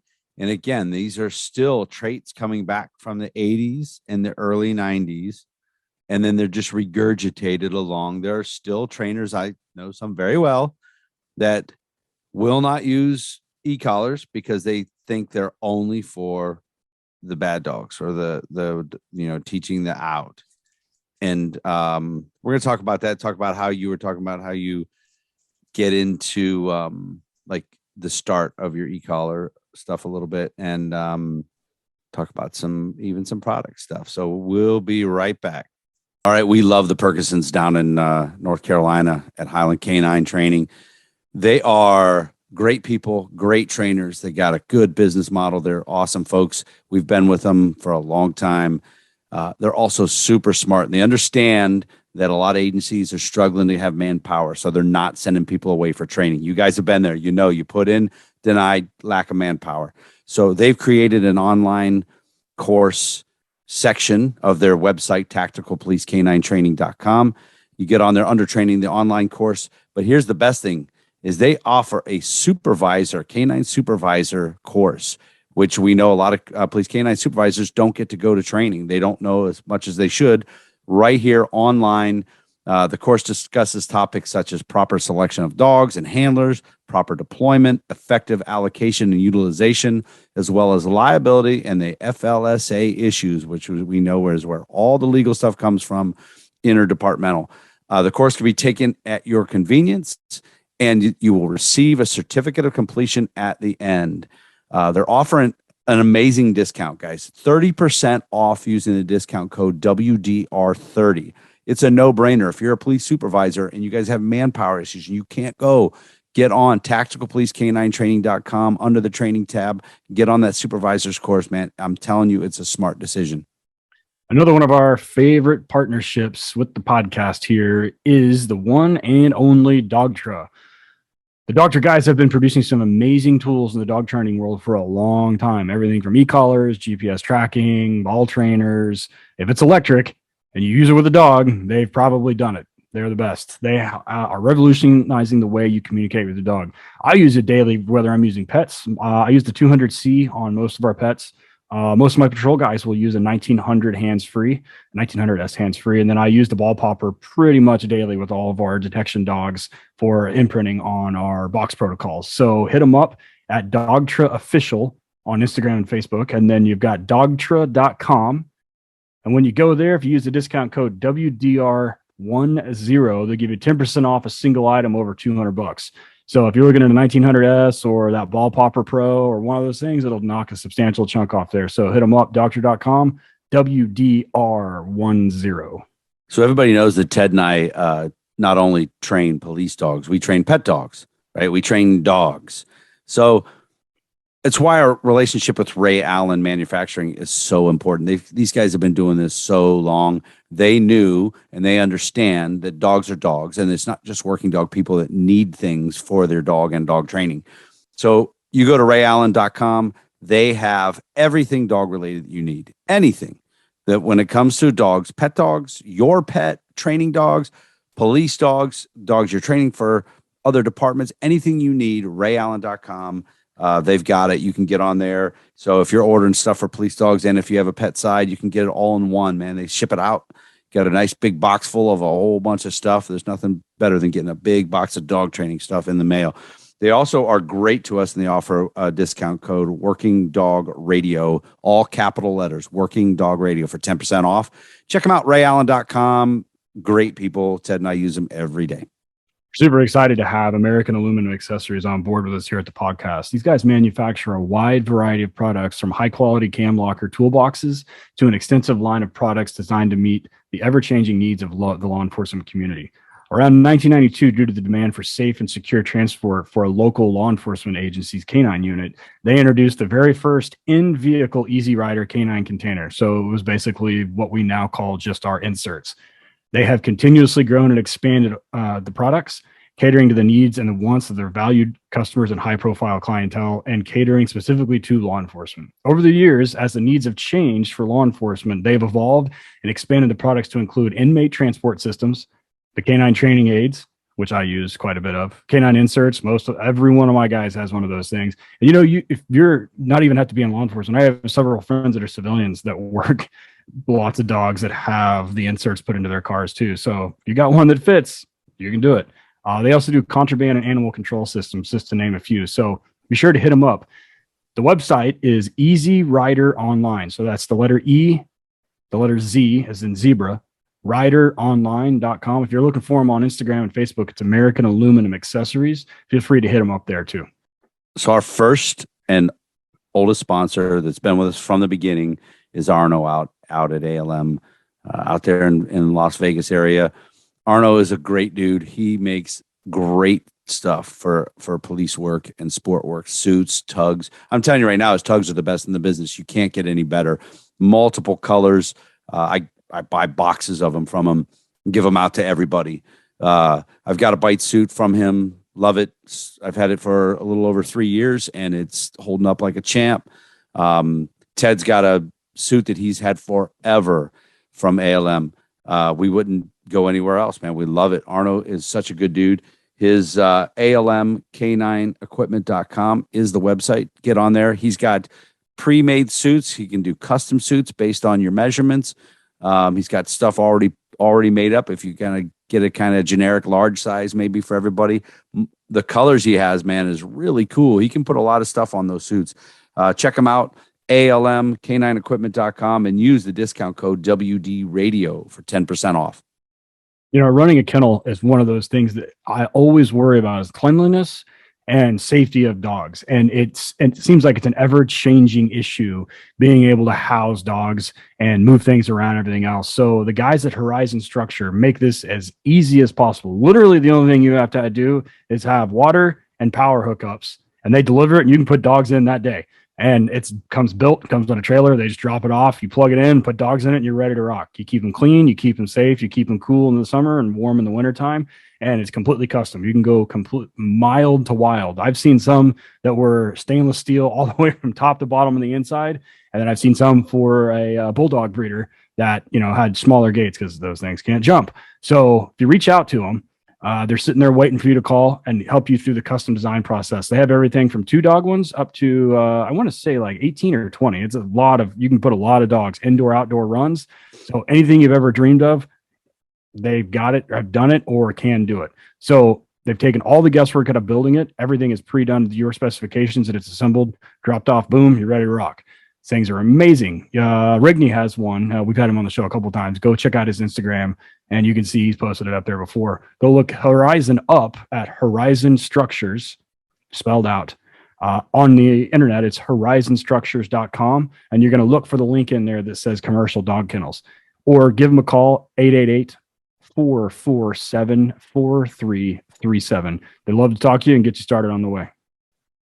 All right, everybody, we are back, Working Dog Radio, broadcasting the bite with our friend Tom Davis. I think No Bad Dogs. Is that the big label now? Is that the everything? It's starting to be, yeah. The No Bad Dogs is like it's starting to become like a lifestyle clothing brand slash products slash just what I say. And the main reason why it's created this thing is because I got so sick of telling dog owners that it's not the dog. So I just fucking put it on a t-shirt and a hat, and I'll wear it like this. And they're like, my dog this, my dog that. I'm like pointing at my hat. I'm like, it's not your dog, dude. So anyway, yeah. Yeah, Ted and I need No Bad Dogs beard oil. If you, yeah, it smells like shame and cuss words, right? Yeah, yeah. Fucking. So everybody knows that listens to our episodes that we have a really good sponsorship relationship with Dogtra.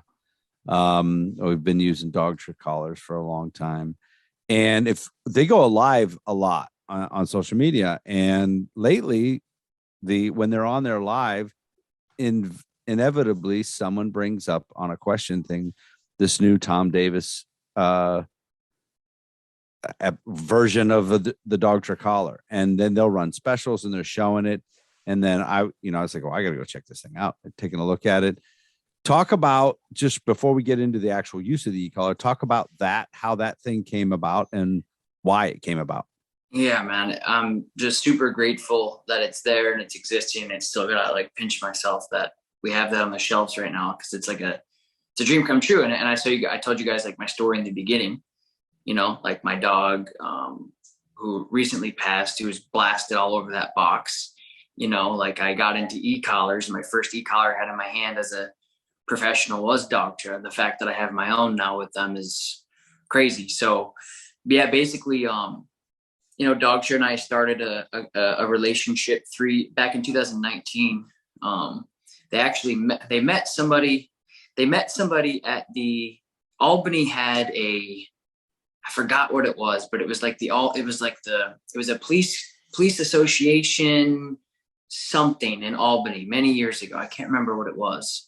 But it happens like once a year, and it's like this big conference and competition and whatever. Anyway, and somebody was there that worked for Albany PD, and they gave one of the guys a ride home. And they said, "Hey, do you ever heard, of Tom Davis? Like he uses your stuff?" And he's like, "No." He checked me out, and then we started a relationship. I've had a great relationship with Pete Fisher for many years now as well, and Pete. Believe it or not, Pete doesn't actually really work for Dogtra.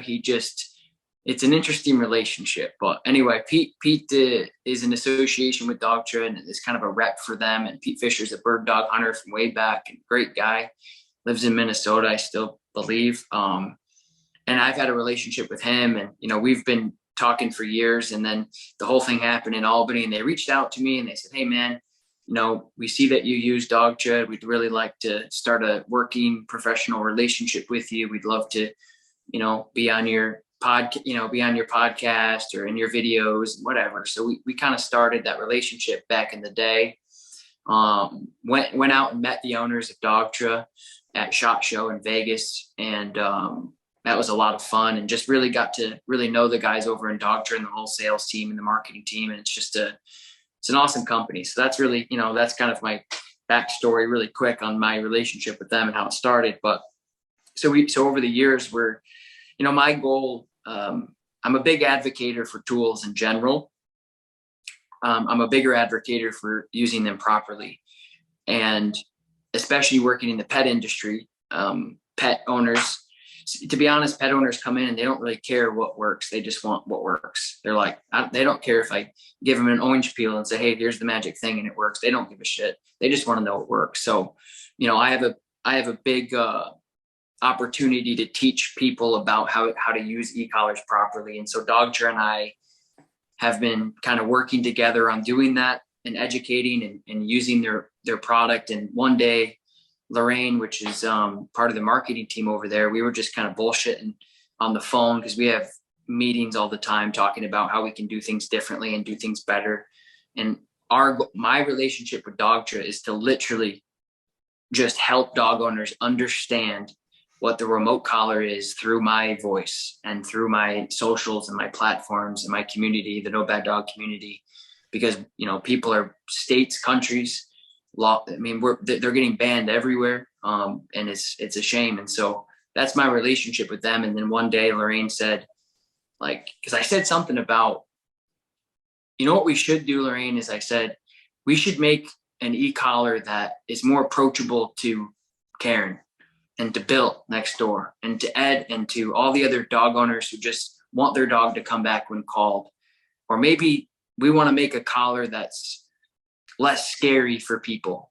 And right now, all the e-collars that Dogtra has are, this black box. And like we talked about earlier, and we'll talk about in a minute, as far as how it's used. And Eric, you said it too, is like, it's compulsion. It's just like, hey, if the dog's a jerk, wham. And so we wanted to make it fun. And we were like, okay, how can we make this?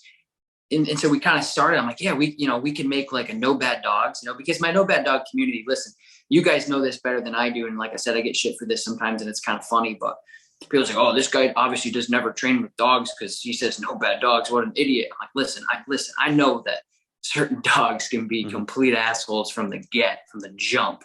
That's not the point. And I'm not making content, or I'm not making training videos for you either, Rick. I'm making videos for dog owners out there that are struggling with their dog, and they know that they've messed up severely, and it's not the dog's fault. That's why I created the No Bad Dog community. So Dogtra tried to approach me and they said, hey, we want to make like an e-collar kind of surrounding the community that you're building and the things that you're doing in the dog community. And I said, that's awesome. And then we started talking about the approachability from dog owners, people who want like fun stuff that is enticing to look at. So we started talking about different colors, and I said that would be cool to just make it as colorful as possible, make it fun, make it inviting, make it less scary. Let's talk about this. Let's shake up the industry a little bit.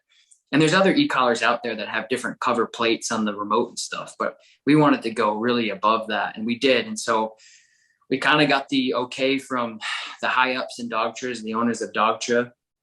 And they said, yeah, this is a great idea. We kind of worked out the deal, and we started to develop it. And I worked with my trainers and my staff, and one of my really good friends, Forrest Mickey, we worked on I just worked with different trainers throughout the industry that I said, hey, what do you think e-collars are missing? What do you think Dogtra is missing? What do you think we can do better? And so I kind of just developed it over time with my ideas. And so now we have my own Dogtra Tom Davis 280C. We wanted to develop, I like the 280C because it's a great pet unit. It's a compact, inexpensive, half a mile range, 0 to 127. And I love the HPP on it. And for those of you who don't know what an HPP is, it's the high performance pager. And it's real, that pager is really great for discouraging behaviors and making things less conflicting for dogs instead of correcting this on the stimulation. So it's something I use a lot in my pet obedience and my pet behavior mod. And so we kind of molded it around the 280C. We made it colorful. There's orange and blue and brown and red. And there's some functions on it too that are really new to Dogtra. And so that's kind of like how it all happened. And right now it has a nick a continuous nick, a boost, and a continuous boost as well. And so there's some proprietary things that Dogtra has never done in the making of the collar. And, you know, to be honest with you guys and be transparent, and Dogtra knows this, my staff would only use e-collar tech for the board and trains because they had the boost. Mm-hmm. And I get it. You know, that's a great, like, hey, really quick, especially for dog owners. And you guys know this, you know, I say, okay, well, go, you know, you're at a conditioning 5, go up to a 10 because we're not listening. And we know really good what recall is. And then the dog owner is sitting there like this, and they're holding it up and they're like, oh, I'm at 6. Is that okay? I'm like, no, 10. I'm at 9. I'm like, okay, that's good enough. Hit the button. And by the time they tried to correct the dog for not coming on the first, you know, recall, the dog's already sitting at their feet sleeping, right? So I told dogs, and I get it. And I said, can we get the boost? Like, we need the boost. Come on, guys. Like, I don't want to have Tom Davis 280C without the boost. We need the boost. Dogtra needs the boost, right? It's awesome. They said, no, can't do the boost. I said, oh, shit. Okay, whatever. 2 months later, my man Steve comes in and he says, we can do boost. I said, hell yes. So again, Dogtra doesn't have boost. It's their first collar that has boost. It's the first collar that has a continuous nick, I believe, as well, which is kind of, we'll talk about that if you want to, about kind of the options. And so, yeah, so we launched it. I think in August, shortly after I got married in Colorado, and it sold out in like 2 days. And now it's in and out of stock, and it's been a great success. And it's doing exactly what we want, what I wanted to do. You know, I didn't make it for somebody that wants to necessarily be discreet and not let people know that. I made it for people who are proud to use the e-collar. I made it for people that understand that the remote collar training is a privilege that you earn and not something that you have to do. I don't want to have to get the remote collar out. I don't want to have to use the shock collar. It's not a shock collar. It's a remote collar. It's modern technology. And the e-collar that we made with Dogtra, I think, kind of represents the fun thing, you know, that, and when you get it, it's a fun box. It's got confetti everywhere. It's all these different colors. It's got my Dutchie on the front. It's got my 3 dogs on the back, my late St. Bernard, my older dog. And it's got a tutorial in it right when you open it up. And it's a message from me, like a personalized message that I put together. And I tell people how to turn it on, how to turn it off. Make sure the dog knows this before you use this button, things like that. So we kind of have a little tutorial in there too, which is new for Dogtra. So when I said I wanted to put my name on it, I said I really want to go all out, and I want to make sure that people are doing this the right thing and they're doing it the right way. And so that's kind of how this whole new product came about. And I'm really proud of it. We worked really hard at it, and dog owners are loving it. So that's great. Ted messaged me, goes, shit, I didn't know it had all the boosts and all that stuff on. He's going to order some right now while we're talking. Honestly, because I use Dogtra stuff at the kennel, and I use 1900S's with the police dogs, hands-free 1900S, based on the way I use it. And I have all the titanium points and shit and like whatever. So, but for the pet owners, we use 200Cs, and I'm constantly dealing with the problem that you were like highlighting, right? So my guys, Jacob and Josh and Kevin, and like the new girl we hired, I'm sure is really good too. I got to talk to her about it. But like with that, moving that stimulation really quickly because they know like what's going to happen, right? So, but dealing with pet owners, right? And then, as you know, like my problem with that is like the numbers are really hard on that to dial in. So I honestly thought that it was just like a collar that had like the color on it, and then it was the receiver, or it was the transmitter from like the 1900 series or the ARC series that had the radiostat dial, so that you could see like the actual number, like your dog is a 14, and rather than like I'm like he's about in between a 15 and 20, so like in there, and he'll respond. Like that's where he's at. So I like you're talking about, I was like, fuck. I'm gonna order these. I'm gonna order for my pet clients. So they're awesome. We talk about, and we talked about before we started the thing about the big problem in the working dog world is that the e-collar is only a brake. It is only designed to be used to pop a dog off a bite for outing, recall, and instead of using it as a gas pedal, as people will say, and different things. So when you're you've evolved your learning and your use of the e-collar over the years. Where have you settled in now? Yeah, it's a good question. Well, yeah, it's great. I try to learn something new every day, and I try to get better at what I do every day. I don't know it all. I don't pretend like I do. If I'm not learning how to get better, then I'm not a good teacher. And so for me in the remote collar currently, I kind of go over the same principles of where I started and again, this is the interesting thing, and it might be a good topic of discussion is, especially in the pet world. And I know for you guys too, but it's more in the pet world because people are really loud in the pet industry. And it's like, listen, I think everybody has their own, like, I consider myself more of an artist than I do a dog trainer, because everything that I do is very on the fly. I don't have to think about it a ton. It just happens. I'm doing this at this moment with this timing, with this tool, saying this thing. And every dog to me is a blank canvas in a sense. That's kind of the way I express it. It's very expressional thing for me. When I'm working a dog, it's kind of like a dance. I want it to be finessed. I want it to look good. I want it to be like, anyway. So for me in the remote collar and the way that I've developed it is something I've kind of taken a little bit of everything from the people I learned from. And so my core is from the Monk Sadowski by introducing it in a very low level stimulation. Hey, do you get what this is? Do you understand that this stimulation, this thing that you feel in your neck, do you know that that's me? Yes. Okay. And do you know how to shut it off? Yes. Okay. We're good. That's really where I'm at. As far as conditioning, I have two different ways that I introduce the remote collar. The first way is the slow and steady, like I just talked about. Low level stimulation, a lot like negative reinforcement. Tapping the dog when I ask them to do a behavior. When they do it, it shuts off. They learn that over time in conditioning, using verbal cues, that the remote collar is now me, and it's an extension of me. And of course, I'm always layering this over behaviors they're already pre-existing. Because the last thing I want to do is stress the dog out on basic obedience by teaching them this new piece of computer and a new behavior. That doesn't make any sense to me. But if somebody else does it and they're successful, more power to you. The other way that I introduce the remote collar is what I call an intervention, which is exactly what it sounds. If I got a dog coming in and they're trying to take my larynx out of my throat, rip it out of me, I'm going to use what I call intervention. And to be honest with you guys, 9 times out of 10, my intervention training with the remote collar doesn't have anything to do with stimulation. The level stays at 0. And I like using the Tom Davis 280C HPP, which is the high performance pager, by discouraging the behavior when it happens. And just like positive reinforcement, I'm using that positive punishment. The moment the behavior comes out, I want to discourage. By definition, that's what positive punishment is. And immediately they understand that when they bark, they lunge, they try to get me, this thing happens and they don't like it. And I find that the reason why I do the pager instead of the stimulation is I found over time that the stimulation for most clients is conflicting with the dog. It creates conflict because you're pouring gas on a dog that's trying to really hurt you out of rather it's frustration, fear, or they just like hurting people.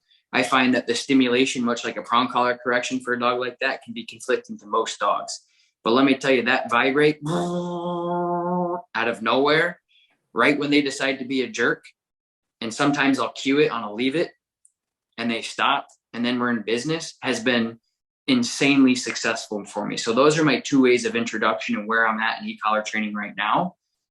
The two things that I introduced in the beginning is I've adapted from Michael Ellis's teaching of sending the dog to a place and getting the dog to come back to you. So recall, just using continuous.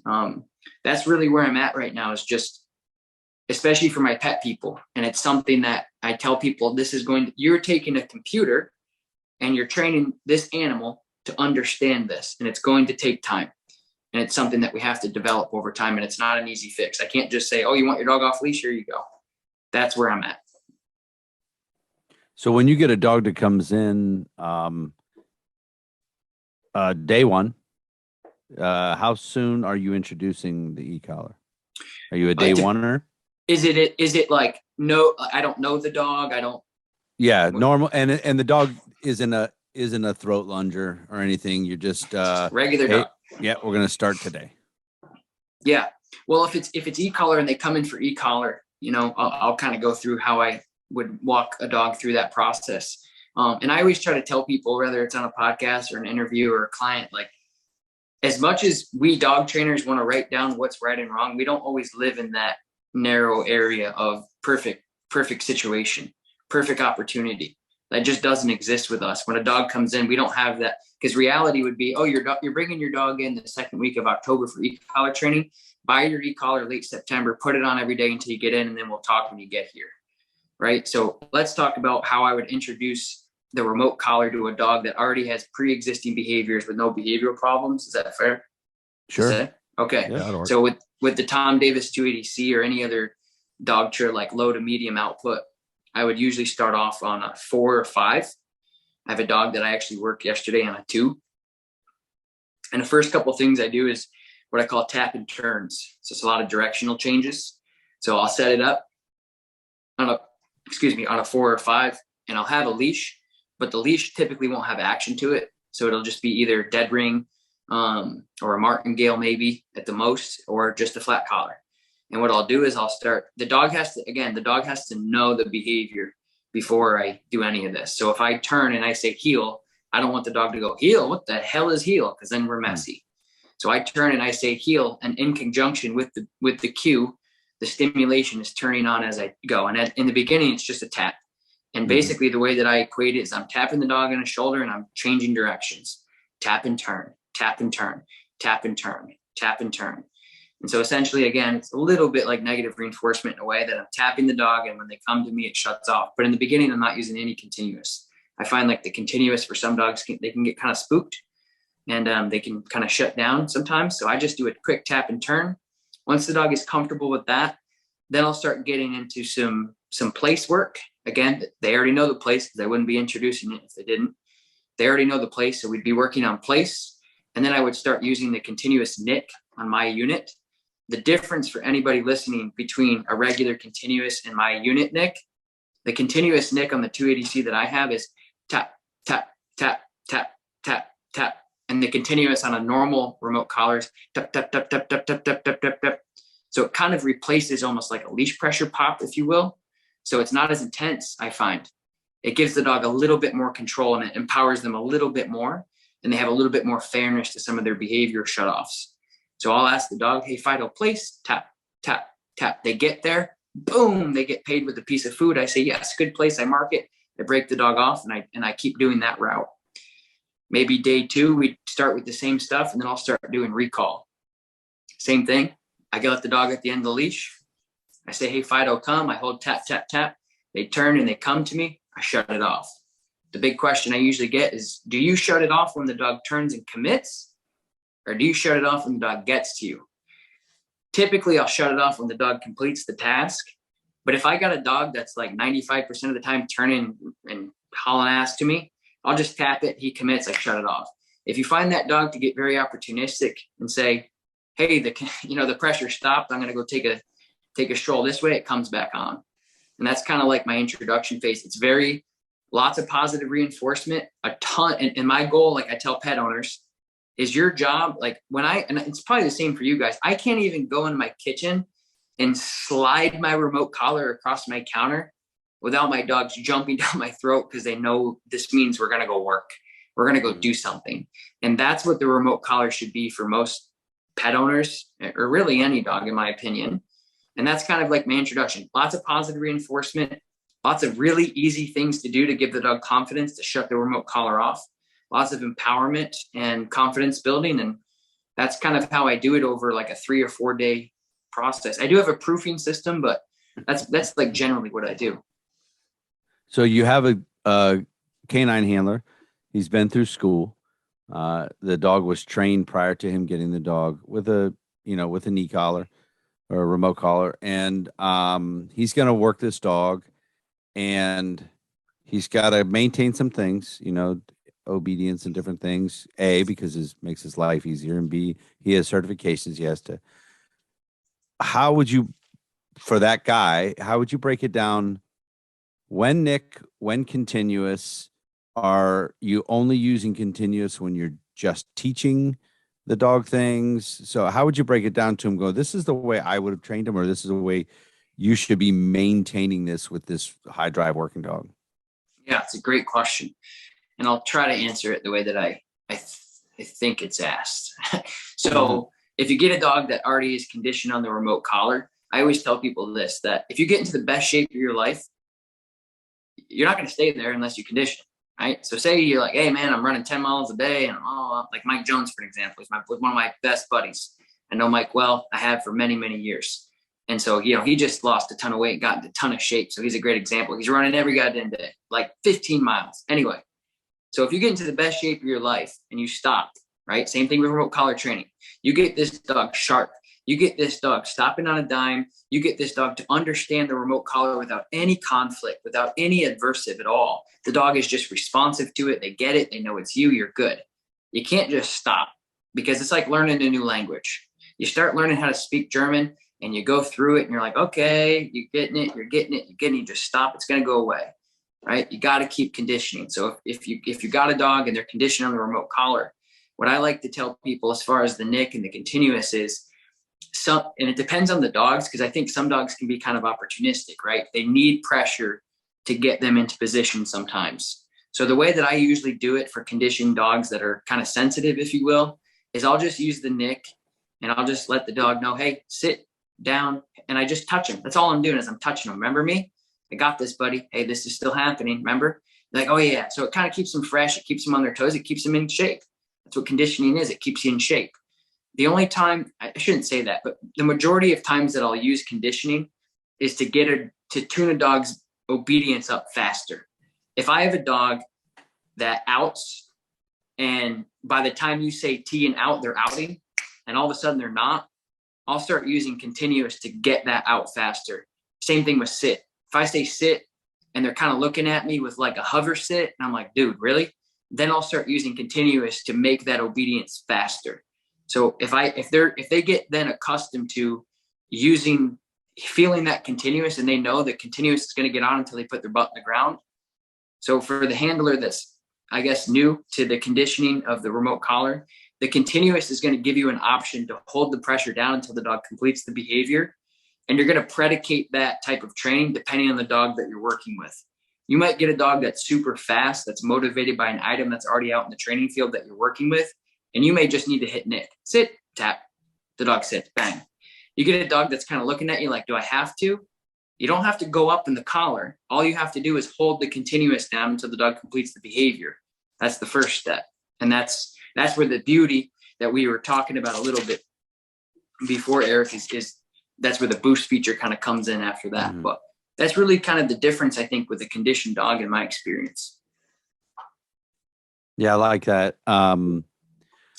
So yeah, that's the thing, because a lot of the guys weren't there at the beginning. They weren't there, day one. It used to be, man, all of our training was green dog, green handler. And, you could, and some agencies still get to do that, which is cool. My old agency that I retired from, they're right now kind of half in, kind of half out of it. And it's been nice.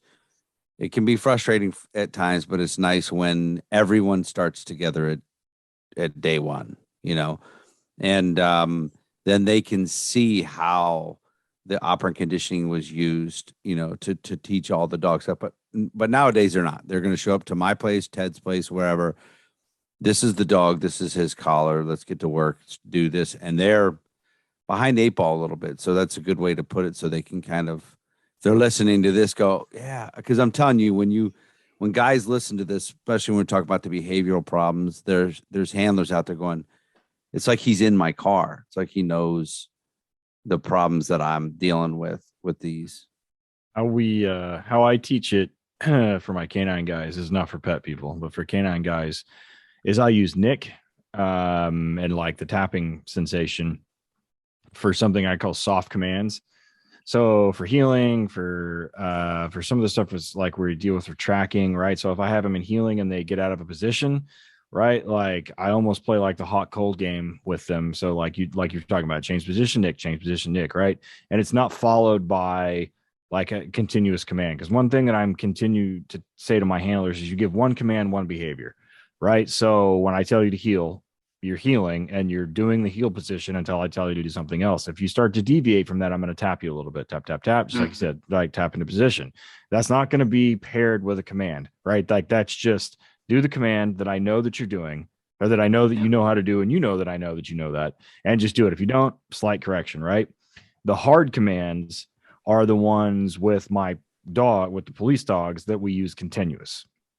So when we start saying dog name out, dog name here, dog name this, dog name that, when we start saying dog name, it's kind of a predicate of pay attention, fuckhead. And then pressure comes on and continuous. And depending on what it is and depending on the dog, there'll be some more volume and depending on the situation. And then when the behavior is completed, there's then the release of pressure. So we call them hard commands. And I just tell my handlers, like, this is a hard command, like dog name plots. Whoop. And then the other thing that I kind of reinforce with my handlers, and this happens a lot with guys that I think Eric and I don't train, is that they'll use the collar a little bit and then they'll get fucking lazy and they'll still put the collar on the dog. And the thing about positive punishment that I tell people all the time is it has to be perceived as serious and it has to be perceived as omnipresent and consistent. And I was like, if it's not there, it's not going to work. And it's the same thing with positive reinforcement. Like that shit has to be there all the time. And so if you're going to use the collar, like use the fucking collar. Like Eric has told the story a couple times on the podcast and at the HRD told too, where he had a handler that he really likes, that he would show up and like the dude would have like not his fucking reward toy, it didn't have his fucking e-collar remote, and you're like, hey, where's your fucking remote? Oh, it's in the car. Well, you can't use it if it's in the car. So and I tell my handlers, I'm like, you need thousands of reps of this being consistent all the fucking time. I tell my pet handler, my pet trainers that, or my pet people that too. But I think a lot of times dudes will slap a collar on a dog and then get the behavior right because they're doing it correctly or semi correctly. They'll get the behavior they want and they're like, fuck it, the dog knows it, I don't need it anymore. I'm like, hold on, it's not how this works. And then all of a sudden they're like, yeah, I did it great for like a week, and then he went back to doing it before. I'm like, I could have told you that. But yeah, I mean that's how I teach it. I don't know, Eric, was that what you do? Or you do something like that, right? I do. I do. So I teach continuous. I teach recall first, then the e-collar is already started layered over, as Tom said, like sit. That's one of my vendors in Europe. I'm like, listen, guys, all I ask is this dog knows sit when he comes here, because I can start day one, start working, because a lot of the dogs are coming out of like Hungary and stuff don't know sit. And when I get the dog on like Thursday, I have to start training on Monday. And it would be nice if they knew how to sit so I could just kind of have a start point. But sometimes they don't. And then as far as the e-collar stuff goes, I teach recall first and then away and all the other things in there. And I started doing this thing because I do it. The pets stuff is day one. We start anyways. Come down, sit, heel, and place, and some stuff with the e-collar with the tone, over and over and over all day long, over and over and over and over. Put them up, next trainer, over and over and over, and we do it in five sets of everything. So what I'll end up doing after a few reps is come straight to place, sit down, and then every single time I take them out of the crate out to go to the bathroom, they walk at a heel, and even if they don't know it. And by the end of day two, by the end of day one, they're flying to the place cot, and we're ahead, and I can put the e-collar on everybody. Because our board and trains are 2 weeks. So on a regular dog, 3 to 4 on a behavioral case. So we try to get everything going. So I started doing it with the police dogs. And what I'm finding is Jordan, the kid that works for me, we started on Monday. Friday, they're completely off leash, fully tuned up on everything, completely off leash, and doing the heel and everything. And it's just, and they're doing it and they like it, so they'll send away on the e-collar to place, and it works out real well. The one thing we got to get Dogtra to do though, for me, is put a tone function on the 1900s. Yeah. I use the tone a lot on pets, and I started using it on high drive working dogs. I'm getting, we call it tone avoidance. We're getting the tone function backed by stim to get them to spit a toy out or even out on a bite in one day. And it's non-conflict. It's them. It's a fair warning to them.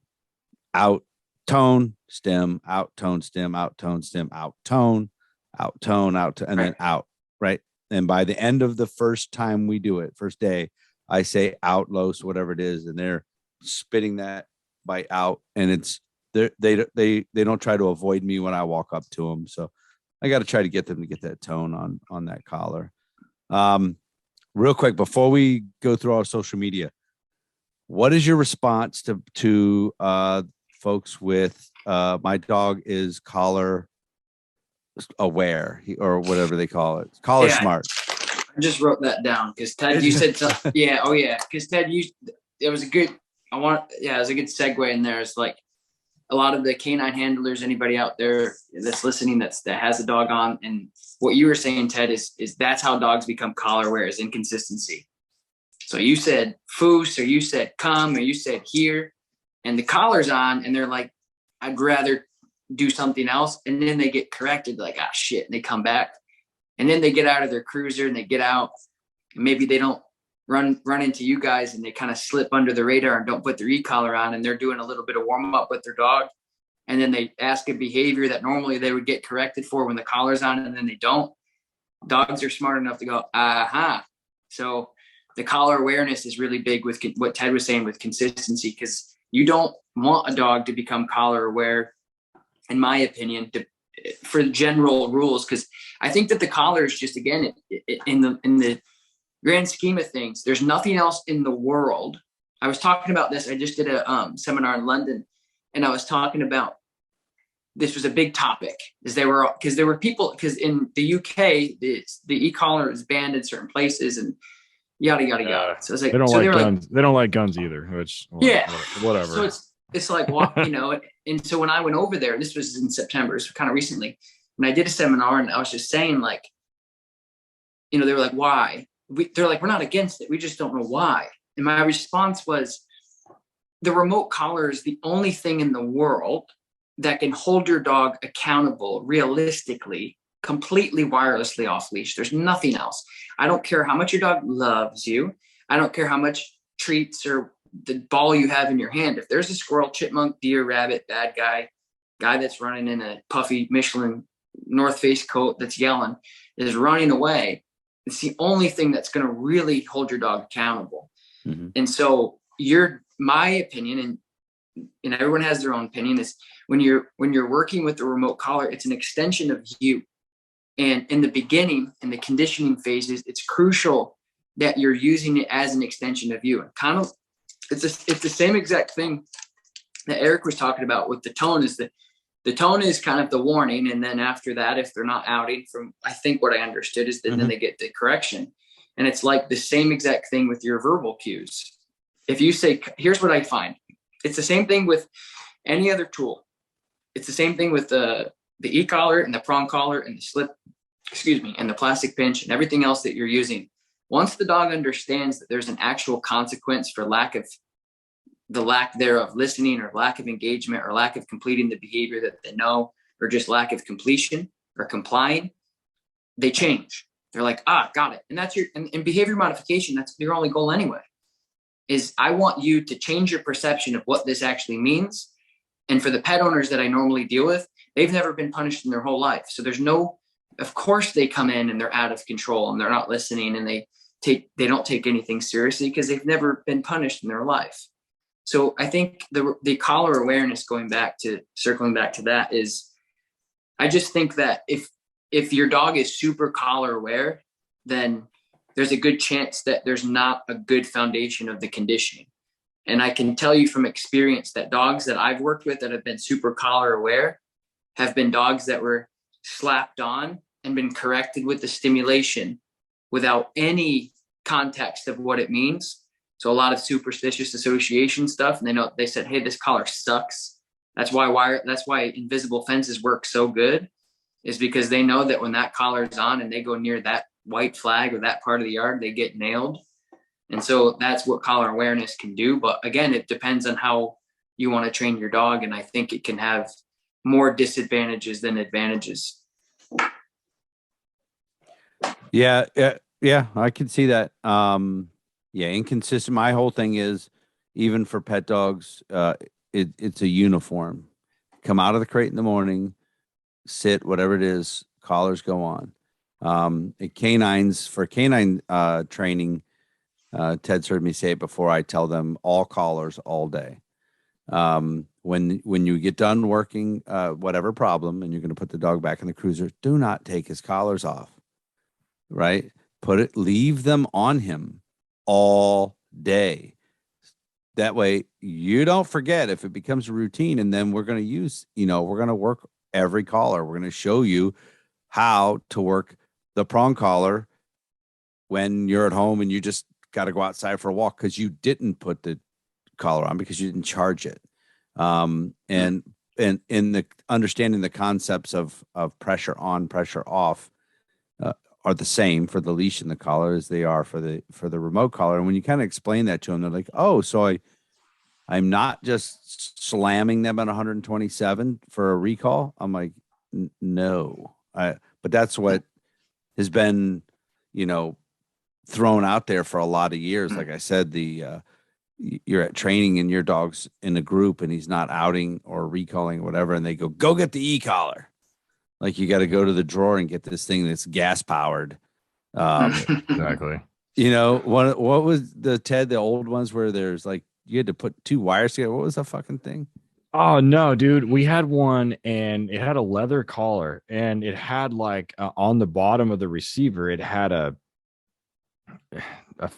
was a Tritronics and it had a thing that you like switch out and it was like red, green, and black. I don't remember what the ones were, but man, when you fucking put black on there, like you would see black. I mean, it was like, that was gnarly. And it was like the stem was like, because I can feel like I felt, and that's kind of one of the things about one of the other guys is make some collars, like the e-collar technologies in Dogtra, and like the stimulation feels different. This was like getting hit with a fucking hammer. And and you put like in the thing, it was like a battery integrated. I mean, it was like the size of this beer can, and then it had another thing that went on the bottom of it, and that's what the stimulation was. And it had a single button on it that had a huge shroud on it, like the launch button for a missile, because you did not want to accidentally hit that thing. And and like we tried it one day, and I was like, this thing's fucking bullshit. And like I was like, I'm not gonna put this on a dog. I got to see what it feels like. And I got it to work, and it was not like no. But thankfully, it's 2022, man. We just launched a fucking satellite out, or we launched a telescope out past the moon. We have a remote control car on Mars, and like, and now we have an e-collar with colors, a whole bunch of different colors, and extra buttons. And I do like that, man, that you were able to push and get what works, the like stuff that really works. And the folks that do the Instagram live or the Facebook live, they always pump it up, and it's always cool when I get on there. They know who I am from the podcast. They're always real cool to me and say hi and everything. So let's real quick. So we talked about Dogtra.com and the Tom Davis 280C. Let's talk about your YouTube channel, website, all that stuff. How do people find you? Yeah, you can pick your poison, I guess. I try to give as much content out as I can on different platforms. My YouTube channel is just Upstate Canine Academy. My Instagram is at Tom Davis or at No Bad Dogs or at Upstate Canine. I have 3 of them. And my website is americascanineeducator.com, but that's really for my brick and mortar businesses that I don't, that's just kind of my staff, but yeah. And then I have a podcast called the No Bad Dogs podcast, where essentially I do a lot of online consulting. So somebody calls in, which is why I think we had a little mishap with some of the equipment here, is because I'm used to recording this. And so anyway, I have a podcast, and basically I do online consulting and I talk to people. So just like on on YouTube where you can find me work through problems with dog owners, and it comes primarily in a behavior modification way. So somebody comes in with a behavioral problem, and I kind of go through the whole process on my YouTube. It's the same thing on my podcast. I just record the conversation and put it up in audio format. So those are my platforms that you could check me out at if you're interested. Yeah, I just pulled up the podcast. It's you and the Saint Bernard. You're that's a big dog. Yeah. By the way, you can't even see you. You're hugging the dog. You can't even see you in the damn picture. Yeah. So how do you like podcasting? How's it been going? I love it, man. Right now, I think we're number 1 on Spotify for, I think it's like pet and something. So people are loving it, man. We love it. We absolutely love it. It's fun. And I think, like I said, at the end of the day, the only reason why I create content is because if it can help somebody or save a dog's life or keep a dog out of a shelter, then that's why I do it. And the podcast gives people that medium to do that when they're on their way to work. And I get to talk to people and all over the world. And that's really cool. So I love podcasting because it gives us, like, I couldn't sit in front of a camera on YouTube and talk for 2 hours because I think people would get bored of it. But podcasting, people are on trips and they're cleaning or whatever. And so I enjoy podcasts. So I love putting them out. All right, I'm gonna find you here I think I do follow you on Instagram already. I have to take a look. My personal. That's where I got it on there. Yeah, my personal is just Tom Davis, and then my brand No Bad Dogs has its own just with 1D, No Bad Dogs, and then Upstate Canine's kind of just my daycare and my training facilities and stuff like that. But yeah, and then my YouTube, man, we just put shit out all the time. We're just trying to help as many people as we can. And I think my biggest push is just advocating for tool usage so it doesn't get banned everywhere, because it's going to really kill a lot more dogs than anything else. So I just try to educate as much as I can. Yep, I was right. I follow both of them on there. I can barely stand to run the Instagram on one account. Ted has 2. I don't know how 3 actually. Ted has 4. And I only run mine. I don't run the other ones. That's not me. All right. Fuck all that. I do not do that. I have people that help me. Yeah. So no. Speaking of which, mine is.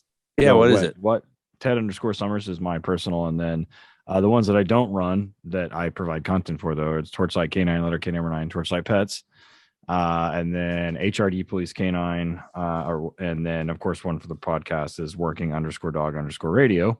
All of those are associated with me, or they have me in there somewhere. So, and the pet one is obviously pet. The rest of them is mainly police dog stuff. I do, my personal is both. Like, I'll put pet shit up there. We had a dog that was working that would not recall, and there was the Instagram filter that has the dude screaming in the background and like slamming into it, and we got this dog's recall now.